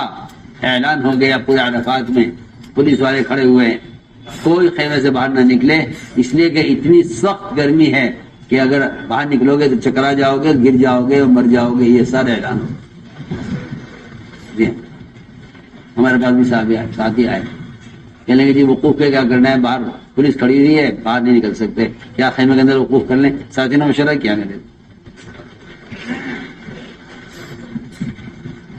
کیا کہ باہر نکل کے اللہ سے عافیت مانگو، کہ نہیں جی وہ تو ابھی اعلان ہوا ہے کہ اس وقت کا تجربہ یہ بتا رہا ہے کہ 10 منٹ کے بالکل 10 منٹ کہ 10 منٹ کے بعد گرمی میں اور اضافہ ہوگا۔ ان کے آلات، ان کے ذرائع، ان کے مشاہدات، ان کے تجربات، خدا کی قسم سب جھوٹے ہو سکتے ہیں اگر صرف آدمی یہ طے کر لے کہ غیب کا علم اللہ کے سوا کسی کو نہیں، اور کائنات کا نظام اللہ کے ہاتھ میں ہے، جس منٹ چاہے بدل دے۔ میں آپ سے قسم کھا کر کہتا ہوں، میں موجود تھا، شاید 15 منٹ نہیں گزرے، 15 منٹ نہیں گزرے، ایسی شاندار ہوا اور ایسی عمدہ بارش اور اتنی ٹھنڈ کہ لوگوں نے اپنے خیموں کے پنکھے بند کر دیے، ایسی بند کر دی، جو فرش بچھایا گیا تھا زمین میں مٹی سے بچنے کے لیے، لوگوں نے اس فرش کو اوڑھ کر مٹی میں لیٹ کر سردی سے اپنا بچاؤ کیا۔ ہم سب فرماتے تھے اگر تم اللہ کی ذات پر یقین کرو تو اللہ ان کو اپنی دعوت میں چھوٹا کر کے دکھلائے، اور اگر تم ان کی بات کا یقین کرو تو پھر تم اللہ کی ذات سے فائدہ نہیں اٹھا سکتے، اس لیے کہ اللہ کی ذات عالی سے فائدہ اٹھانے کے لیے کائنات کی شکل کا انکار شرط ہے، اس کا محفوظ ہے۔ یہ استفادہ قدرت کے لیے کائنات کا یقین نکلنا شرط ہے، قدرت سے فائدہ اٹھانے کے لیے نکلنا شرط۔ اگر یقین کائنات کا ہے قدرت سے استفادہ نہیں کر سکتے۔ میں تو مثال دے عرض کرتا ہوں، آپ کا تجربہ یہ کہتا ہے کہ یوں ہوگا، تجربات سارے عقل کی بنیاد پر ہوتے ہیں۔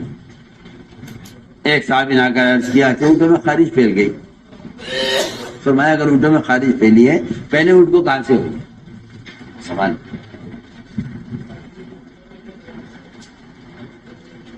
میں آ کے جی اونٹوں میں خارج پھیل گئی، فرمایا کیسے؟ کہ جی ایک اونٹ کو ہوئی تھی پھر سب کو ہو گئی۔ فرمایا اگر ایک اونٹ سے سب کو ہوئی ہے تو پہلے کو کہاں سے ہوئی ہے؟ سوال ہے نا، اگر پہلے کو اللہ سے ہوئی ہے تو سب کو اللہ سے ہوئی ہے، اور اگر پہلے کو اللہ سے نہیں ہوئی ہے تو پھر آپ اللہ کی ذات سے ہونے کا انکار کر رہے ہیں۔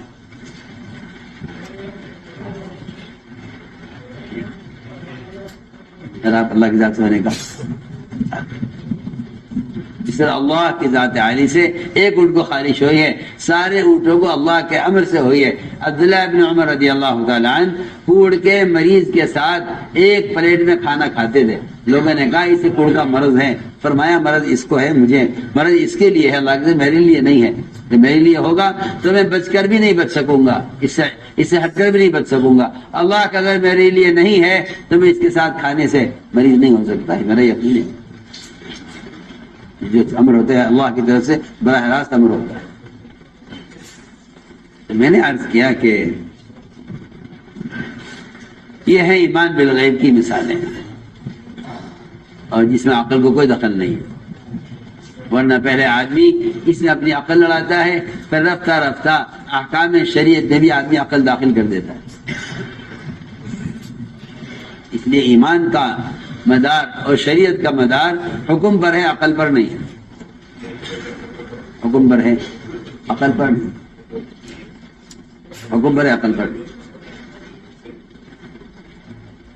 تو میں نے عرض کیا کہ حضور اکرم صلی اللہ علیہ وسلم اور آپ کے صحابہ کے درمیان سوال جواب میں ایمان، ایک تو یہاں آپ نے سن لیا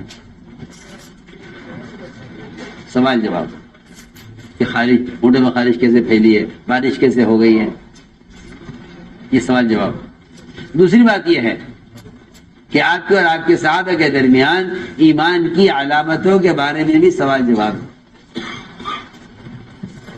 صحابی سوال کرتے ہیں آپ سے، صحابہ آپ سے سوال کرتے ہیں ومن ایمان یا رسول اللہ، ایمان کسے کہتے ہیں؟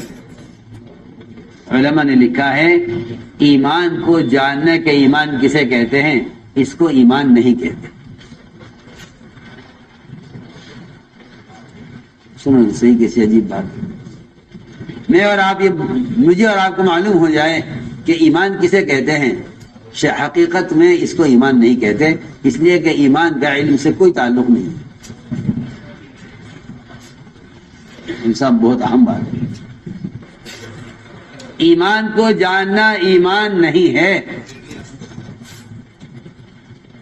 ایمان کو جاننا اگر میں اور آپ لکھ لیں اور یاد کر لیں کہ ایمان کسے کہتے ہیں تو علماء نے لکھا ہے کہ ایمان کا جاننا ایمان نہیں ہے، ایمان کا علم سے کوئی تعلق نہیں۔ میں کیا عرض کروں، آپ کے سمجھ نہیں آنے کی بات، کفار کو آپ صلی اللہ علیہ وسلم سے انکار ہی اس لیے تھا کہ وہ جانتے تھے کہ ایمان کیا ہے۔ میری بات توجہ چاہتی ہے بہت، میں اور آپ بہت غفلت میں ہیں۔ کفار کی آپ سے لڑائی اسی لیے تھی کہ کفار جانتے تھے ایمان کیا ہے، لڑائی اسی لیے تھی۔ آپ میری بات پر توجہ دیں پوری، لڑائی اس بات پر تھی کہ ہم جانتے ایمان کیا ہے۔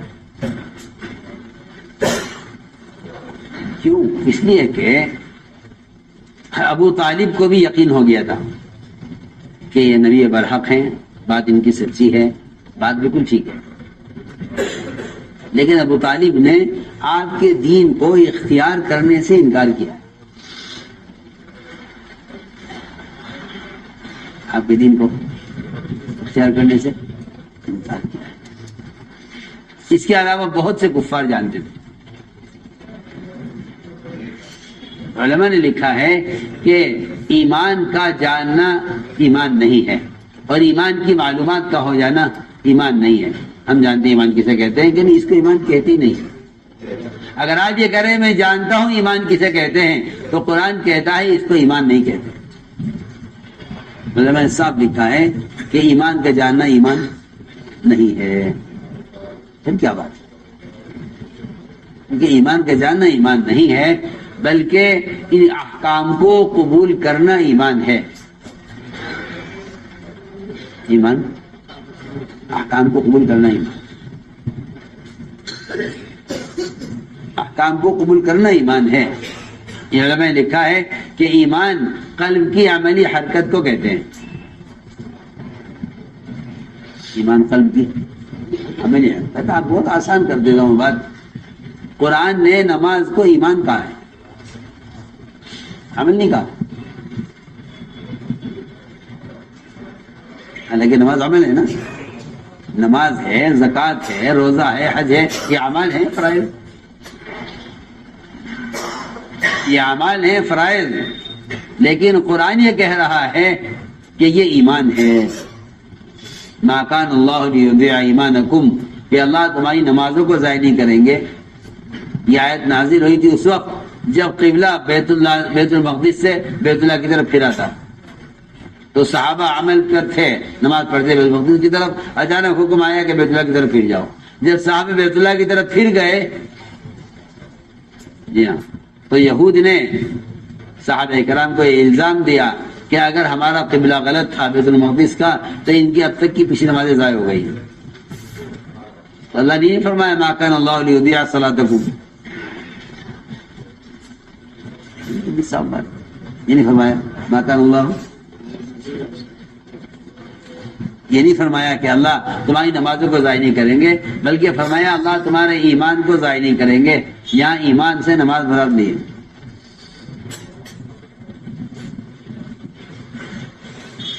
نہ اعمالکم فرمایا، نہ صلاتکم فرمایا، بلکہ فرمایا ما کان اللہ لیضیع ایمانکم، کہ اللہ تمہاری نمازوں کو ضائع نہیں کریں گے۔ یہاں ایمان بول کر عمل مراد لیا گیا ہے، ایمان بول کر عمل مراد لیا۔ تو یہ حدیثیں ہیں بہت ساری جس میں آپ سے صحابہ نے سوال کیا ومن ایمان یا رسول اللہ، یہ اصل ایمان کسے کہتے ہیں؟ آپ نے اس کے لغوی معنی بیان کیے، نہیں اصطلاحی معنی بیان کیے، اور نہ لغوی معنی بیان کیے۔ آپ نے فرمایا صحابی کے سوال پر کہ جب تجھے نیکی خوش کرے اور گناہ اندر سے غمگین کرے تو جان لے کہ تو مومن۔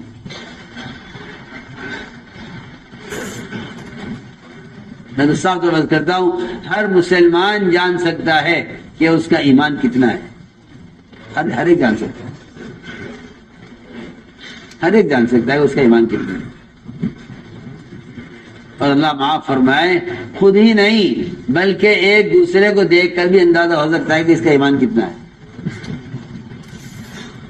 ہاں، یہ تو زمانے میں دھوکہ لگایا مسلمانوں کو کہ ایمان دل کی چیز ہے۔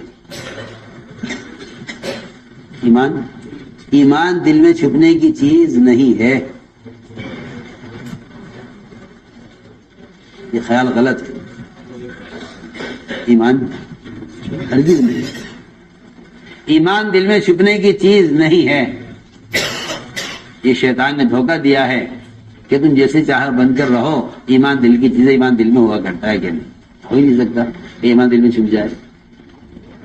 جس طرح منافق کا نفاق دل میں نہیں چھپ سکتا، اور وہ جھوٹ سے اور وعدہ خلافی سے اور خیانت سے اس کا نفاق ظاہر ہو کر رہے گا، ممکن ہی نہیں ہے کہ منافق اپنے نفاق کو چھپا لے، ایسے ممکن نہیں ہے کہ مومن اپنے ایمان کو چھپا لے، یہ نہیں۔ یہ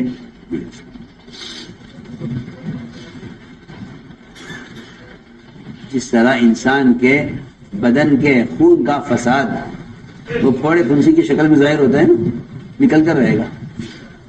آپ جتنی چاہے کوشش کر لیں کہ بھائی میری بات صحیح میں آ رہی، اگر خون میں کیا ہو جائے انفیکشن اور فساد تو کیا ہوگا؟ ڈاکٹر پھوڑے پھنسی کا نہیں کریں گے علاج، وہ کہیں گے تمہارا خون میں انفیکشن ہے، خون میں خرابی ہے، اس کو صاف کرو. باہر کی دواؤں سے کوئی فائدہ نہیں.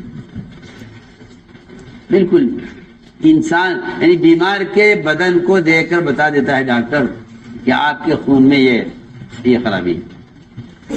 بالکل میں صاف تو بات کروں.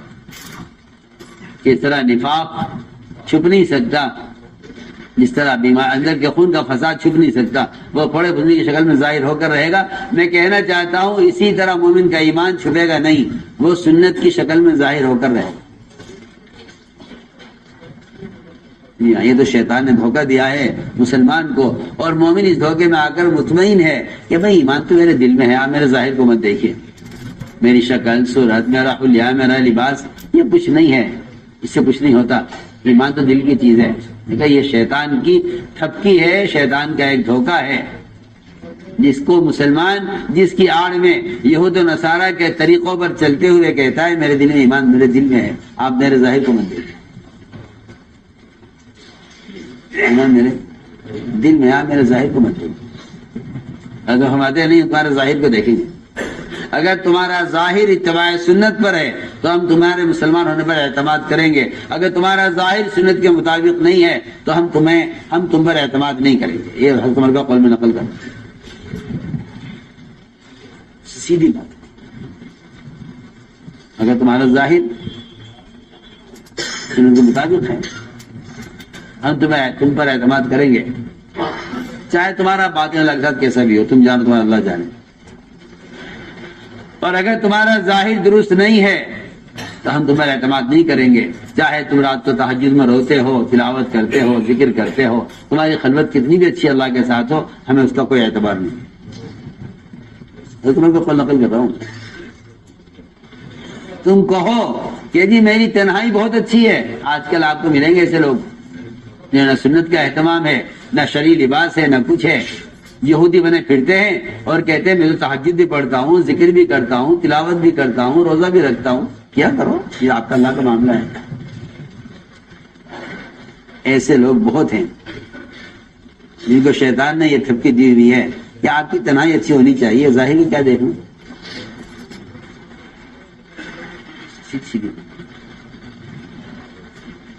حالانکہ ایک مسلمان کے مسلمان ہونے کا تعلق اس کے جتنا باطن سے اتنا برابر ظاہر سے. صاحب نے سوال کیا آپ سے کہ اللہ ایمان کسے کہتے ہیں؟ آپ نے جواب میں فرمایا کہ جب تجھے نیکی خوش کرے گناہ غمگین کرے. صاحب نے سوال کیا کہ ایمان کے یا رسول اللہ ایمان کیا ہے؟ فرمایا ایمان اخلاص کو کہتے ہیں. ایمان اخلاص کو کہتے ہیں. تو میں نے عرض کیا کہ ایمان تو اصل آدمی کی عملی زندگی ہے جس کا تعلق، جس ایمان کا تعلق، اس ایمان کا تعلق جتنا عقیدے سے ہے اتنا ہی ہر ضرورت میں اتباع سنت سے ہے. ہماری یہ بات یاد رکھیں. یہ نہیں کہ یہ تو حاجت اور ضرورت ہے اور سنت کے مطابق ہو جائے تو اچھا ہے، ورنہ کوئی دائیں ہاتھ سے کھانا نہ فرض ہے نہ واجب ہے، اور بائیں ہاتھ سے کھانا کوئی گناہ کبیرہ نہیں ہے. اور آپ کو معلوم نہیں ہے کہ ایمان کا جو درجہ عقیدے میں ہے اور ایمان کی میں اندر ایمان میں جو حیثیت بت پرستی سے نفرت کی ہے. نہیں بات توجہ جاتی. جتنی نفرت آپ کو ہونی چاہیے ایمان کی وجہ سے بت پرستی سے،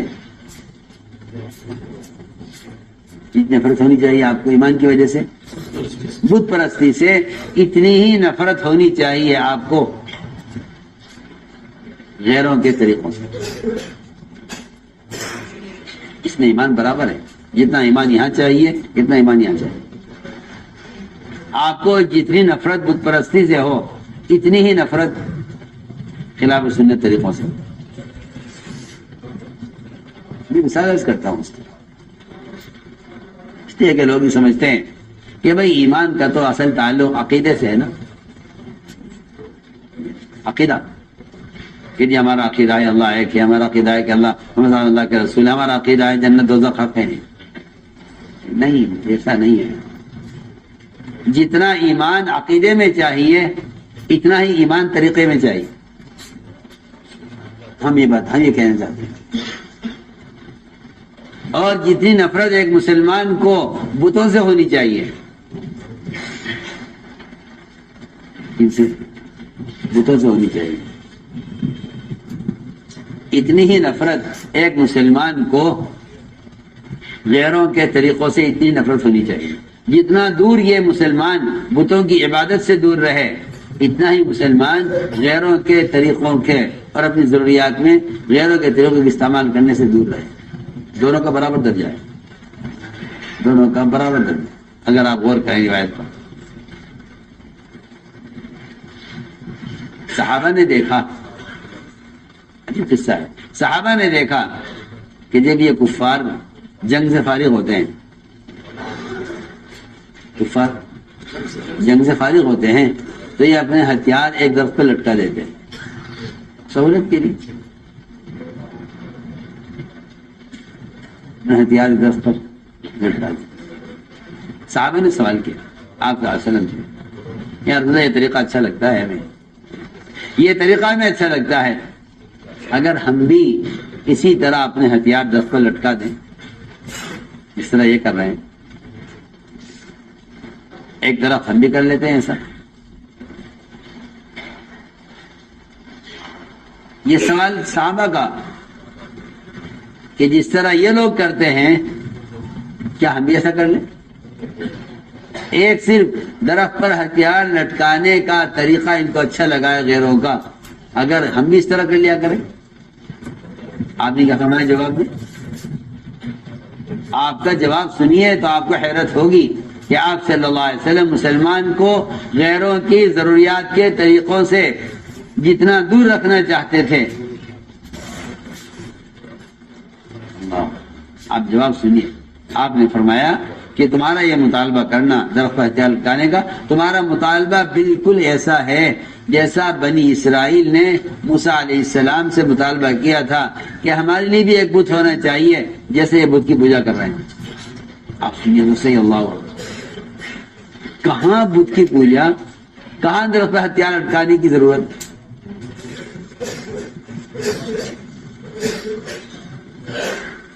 صحابہ نے اتنی بات روایت میں ہے کہ جیسا درخت یہ انہوں نے کیا ہوا ہے ہتھیار لٹکانے کے لیے، ہم بھی ایک درخت کر لیتے ہیں ہتھیار لٹکا دیا کریں گے. ایک ضرورت میں غیروں کی مشابہت، ایک ضرورت میں غیروں کی مشابہت کو آپ صلی اللہ علیہ وسلم نے بت پرستی کے برابر کر دیا. اس کا مطلب یہ ہے کہ مومن کو چاہیے کہ اپنی تمام ضروریات میں، کھانے میں، پینے میں، بیاہ و شادی میں، اپنے شکل و لباس میں، ہر طریقے میں غیروں کی مخالفت کرے اور ہم لازمی طریقے کی اتباع کرے. اس کو میں کہنا چاہتا ہوں کہ ایمان دل میں چھپنے کی چیز نہیں ہے. مومن کے حلیے سے ایمان ظاہر ہونا چاہیے. فرماتے تھے اگر گدھے کی سواری میں ذلت اور کار کی سواری میں عزت محسوس کرتا ہے تو اس کے ایمان میں فرق ہے. کہ گدھا مصنوع سواری ہے، کار مصنوع سواری نہیں ہے. گدھا مصنوع سواری ہے، کار مصنوع سواری نہیں ہے. اگر گدھے پر ذلت اور کار میں عزت محسوس کرتا ہے تو ایمان میں فرق ہے. اندازہ کر لیجیے. تو میں نے عرض کیا ہے یہ واقعہ کہ صحابہ نے عرض کیا کہ رسول اللہ ہم بھی ایسا درخت کر لیں جیسے ان کا ہے. آپ نے کیا فرمایا جواب میں؟ آپ نے فرمایا اس کے جواب میں کہ جب موسیٰ علیہ السلام اپنی قوم کو لے کر بحر قلزم سے پار ہو گئے گزرتے ہوئے دیکھا بنی اسرائیل نے کہ کچھ لوگ ایک بت کی پوجا کر رہے ہیں، تو موسیٰ علیہ السلام کی قوم نے کہا موسیٰ علیہ السلام سے اجعل لنا الہا کما لہم آلہہ، جیسا ان کا بت ہے ایسا ہمارا بھی ایک بت ہونا چاہیے پوجا کرنے کے لیے۔ آپ سوچیں، وہ تو کہہ رہے ہیں درخت کر لیں ضرورت کے لیے، ہتھیار لٹکانے کے لیے، آپ کہہ رہے تمہارا یہ مطالبہ بت کی طرح مطالبہ ہے۔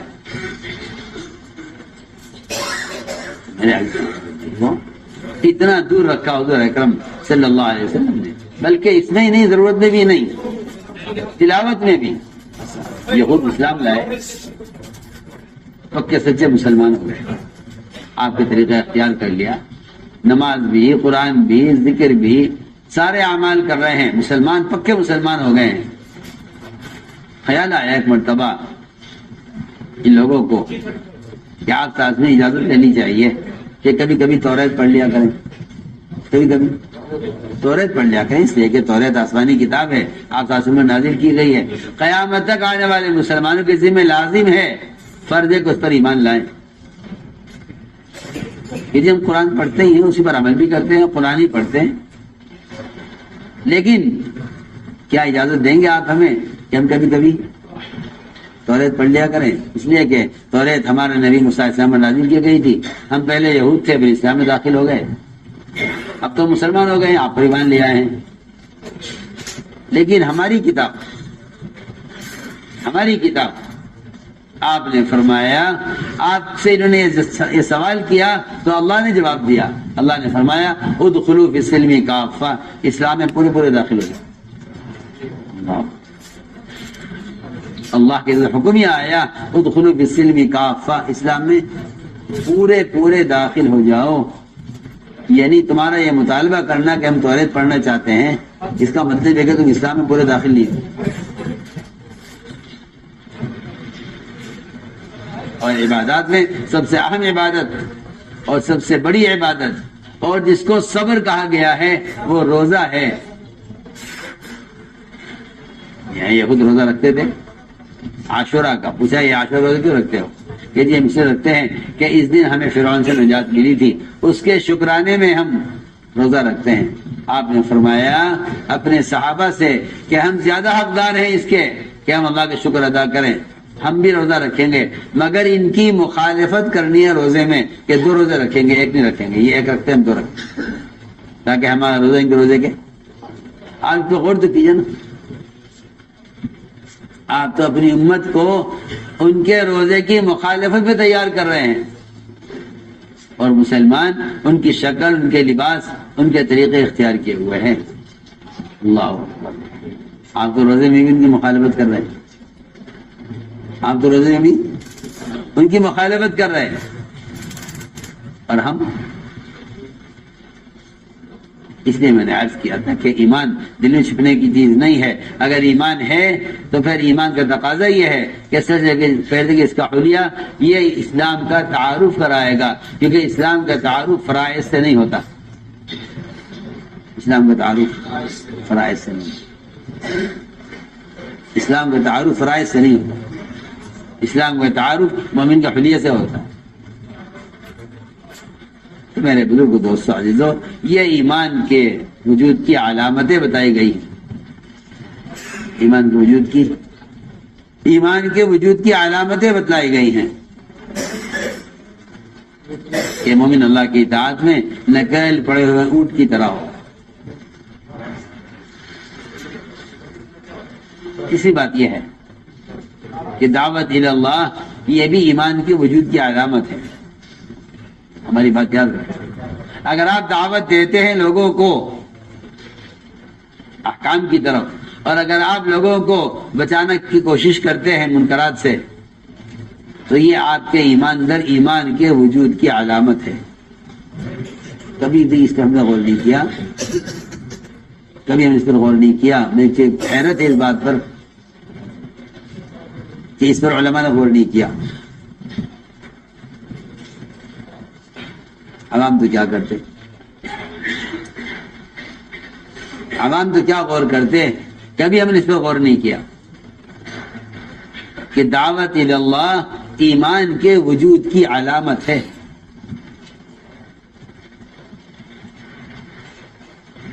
اگر آپ دعوت نہیں دیتے ہیں تو آپ کے پاس درمیانہ ایمان بھی نہیں ہے. سنیے تو نہیں کیا کہہ رہا, مجھے حیرت اس بات میں. آپ تو اس چکر میں پڑے ہوئے ہیں نا کہ تبلیغ کرنا فرض کفایہ ہے, فرض عین ہے. اور میں یاد کر رہا ہوں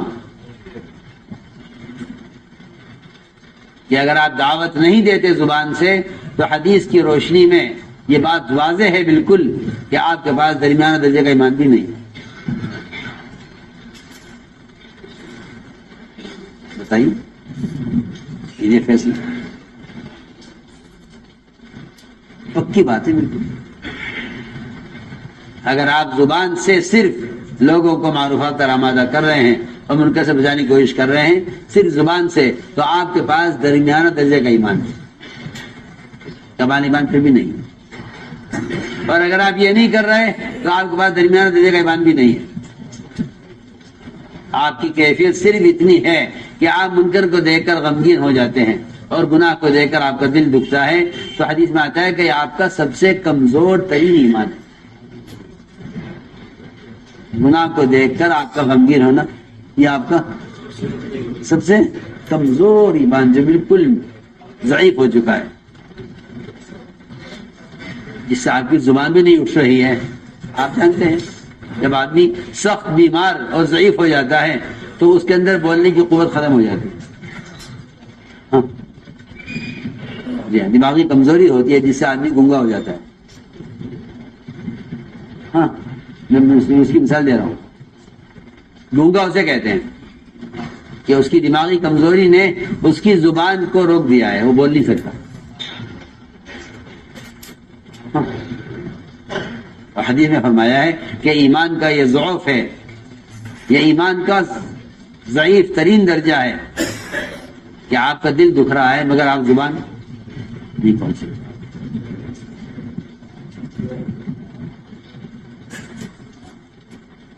اگر یہ کہا جائے کہ زبان سے دعوت دینا, لوگوں کو آمادہ کرنا عمل پر, یہ درمیانہ ایمان ہے, حدیث کے مطابق ہے.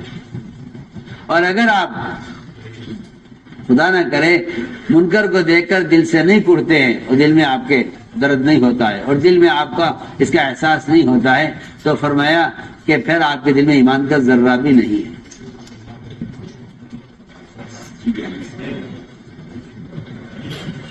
تو میرے بزرگ دوستو عزیزو, ساری بات کا خلاصہ یہ ہے کہ ایمان تو عقائد سے لے کر فرائض سے لے کر تمام ضروریات زندگی تک ایمان پھیلا ہوا ہے.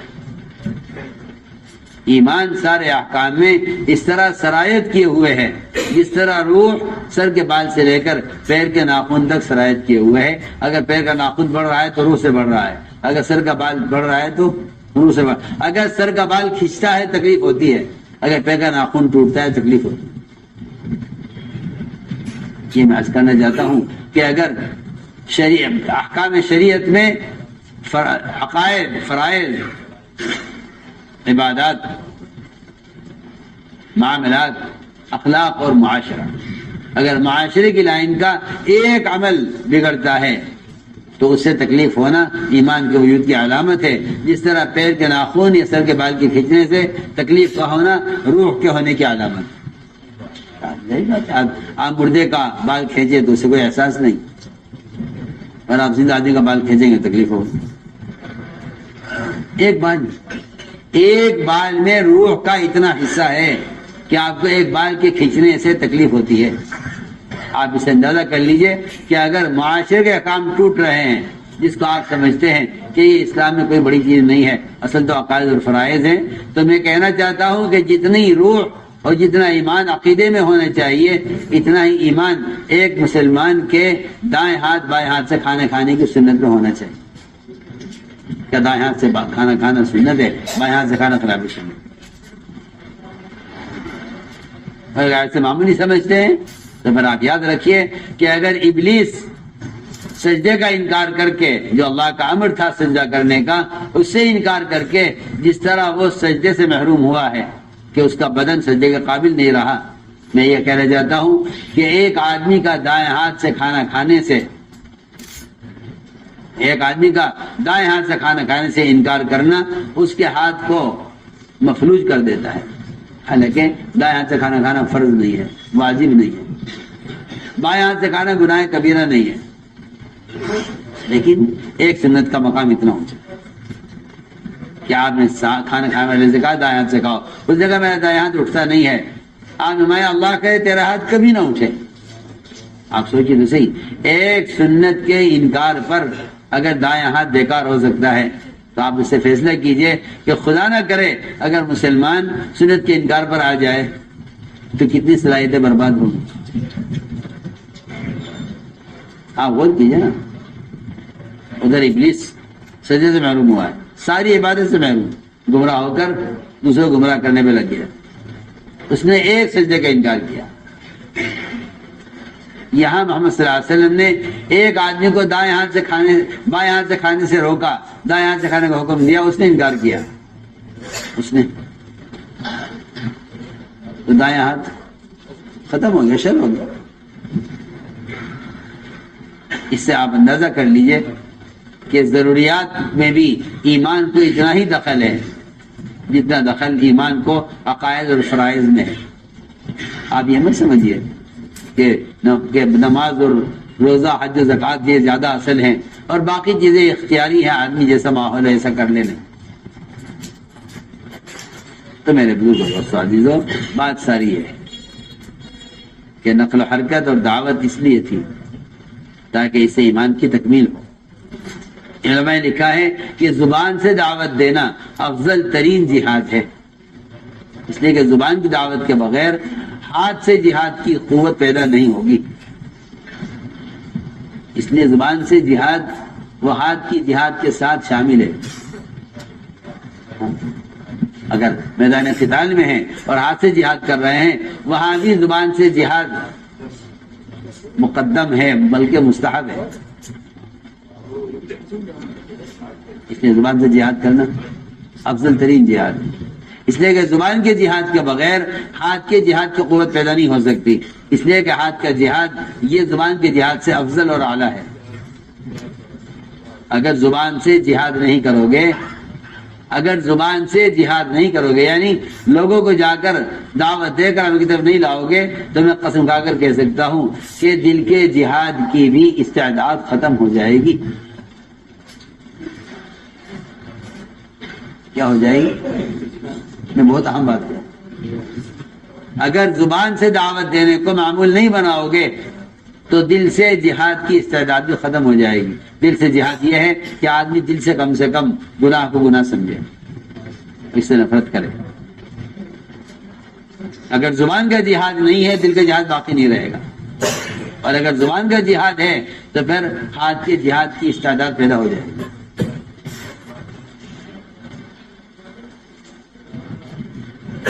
اس لیے ہم نے عرض کیا کہ جہاد باللسان یہ سب سے افضل ترین جہاد کی افضلیت کی وجہ یہ ہے کہ ہر شخص اس کو کر سکتا ہے. اس لیے علماء نے لکھا ہے کہ ہر فرد کا اپنی زبان سے دوسروں کو دعوت دینا یہ ہر مسلمان کے ذمہ فرض عین ہے. ہر مسلمان کے ذمہ، مرد یا عورت ہر ایک کے ذمہ فرض عین ہے جہاد باللسان. کیونکہ جہاد کی 3 قسمیں ہیں: جہاد بالید، جہاد باللسان، جہاد بالقلب. ہر طریقہ قول ہے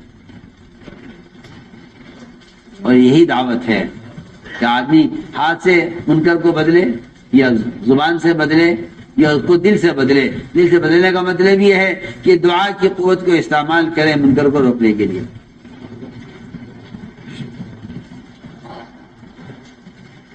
دعا کی قوت کو استعمال کرے منکر کو روکنے کے لیے، یہ دل کا جہاد. اگر زبان سے جہاد نہیں کرتا ہے تو دل کے جہاد کی استعداد بھی ختم ہو جائے گی. اور خدا نہ کرے اگر دل کے جہاد کی استعداد ختم ہو گئی تو پھر حدیث میں آتا ہے کہ اس کے بعد تو ایک ذرہ بھی ایمان جس کے دل میں باقی نہیں. اس لیے دوستو مولوی صاحب کو محفوظ ہے کہ میں اگر اس کام کا کوئی نام رکھتا تو اس کا نام تحریک ایمان رکھتا. اس کا نام کہ اپنے ایمان کو حرکت دینے کی محنت، اپنے ایمان کو حرکت دینے کی محنت ہے۔ اس کام کا نام رکھتا تو اس کا نام تحریک ایمان رکھتا۔ اس لیے اس بات کا دل سے عزم کریں کہ انشاءاللہ ہمیں ایمان کی یہ علامتیں اب اندر پیدا کرنی ہیں۔ اس لیے ایمان کو اتباع سنت میں تلاش کیا کرو، ایمان کو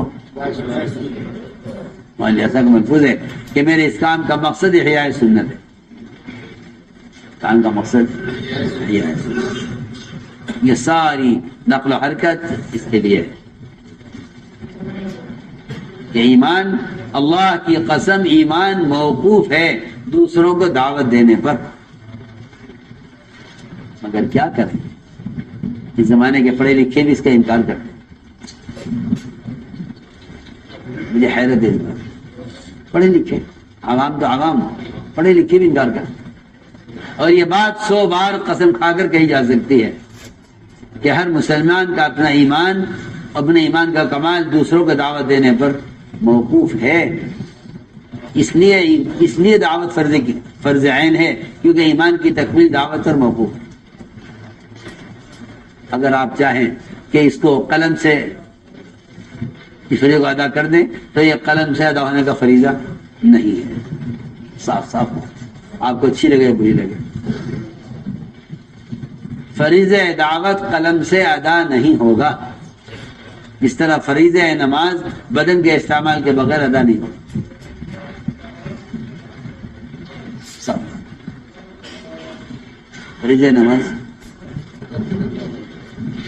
فریضہ نماز بدن کو استعمال کیے بغیر ادا نہیں ہوگا، ایسے ہی فریضہ دعوت اپنے بدن کو استعمال کیے بغیر ادا نہیں ہوگا۔ اور یہ بات حق ہے کہ دوسروں کو دعوت دینے پر ہر مسلمان کے اپنا ایمان موقوف ہے۔ جس طرح ایمان سیکھنا فرض عین ہے، اس طرح دوسروں کو اس کی دعوت دینا فرض ہے۔ قرآن نے صاحب کہہ دیا نا، تأمرون بالمعروف وتنہون عن المنکر وتؤمنون باللہ، کہ ہر مسلمان کو چاہیے اپنے ایمان میں کمال پیدا کرنے کے لیے دوسروں کو معروفات پر آمادہ کرے۔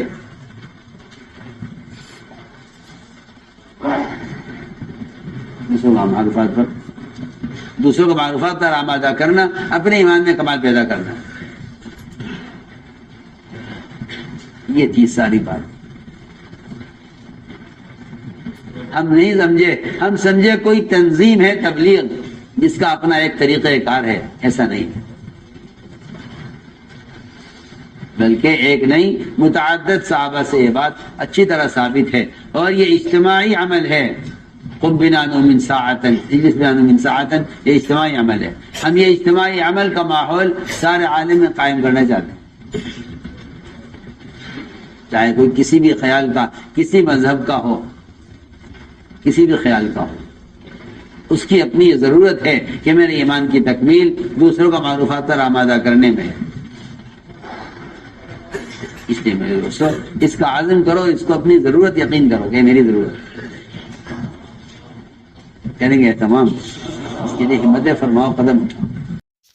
اللہ رب العزت ہم سب کو ان تمام باتوں پر عمل کرنے کی توفیق عطا فرمائے۔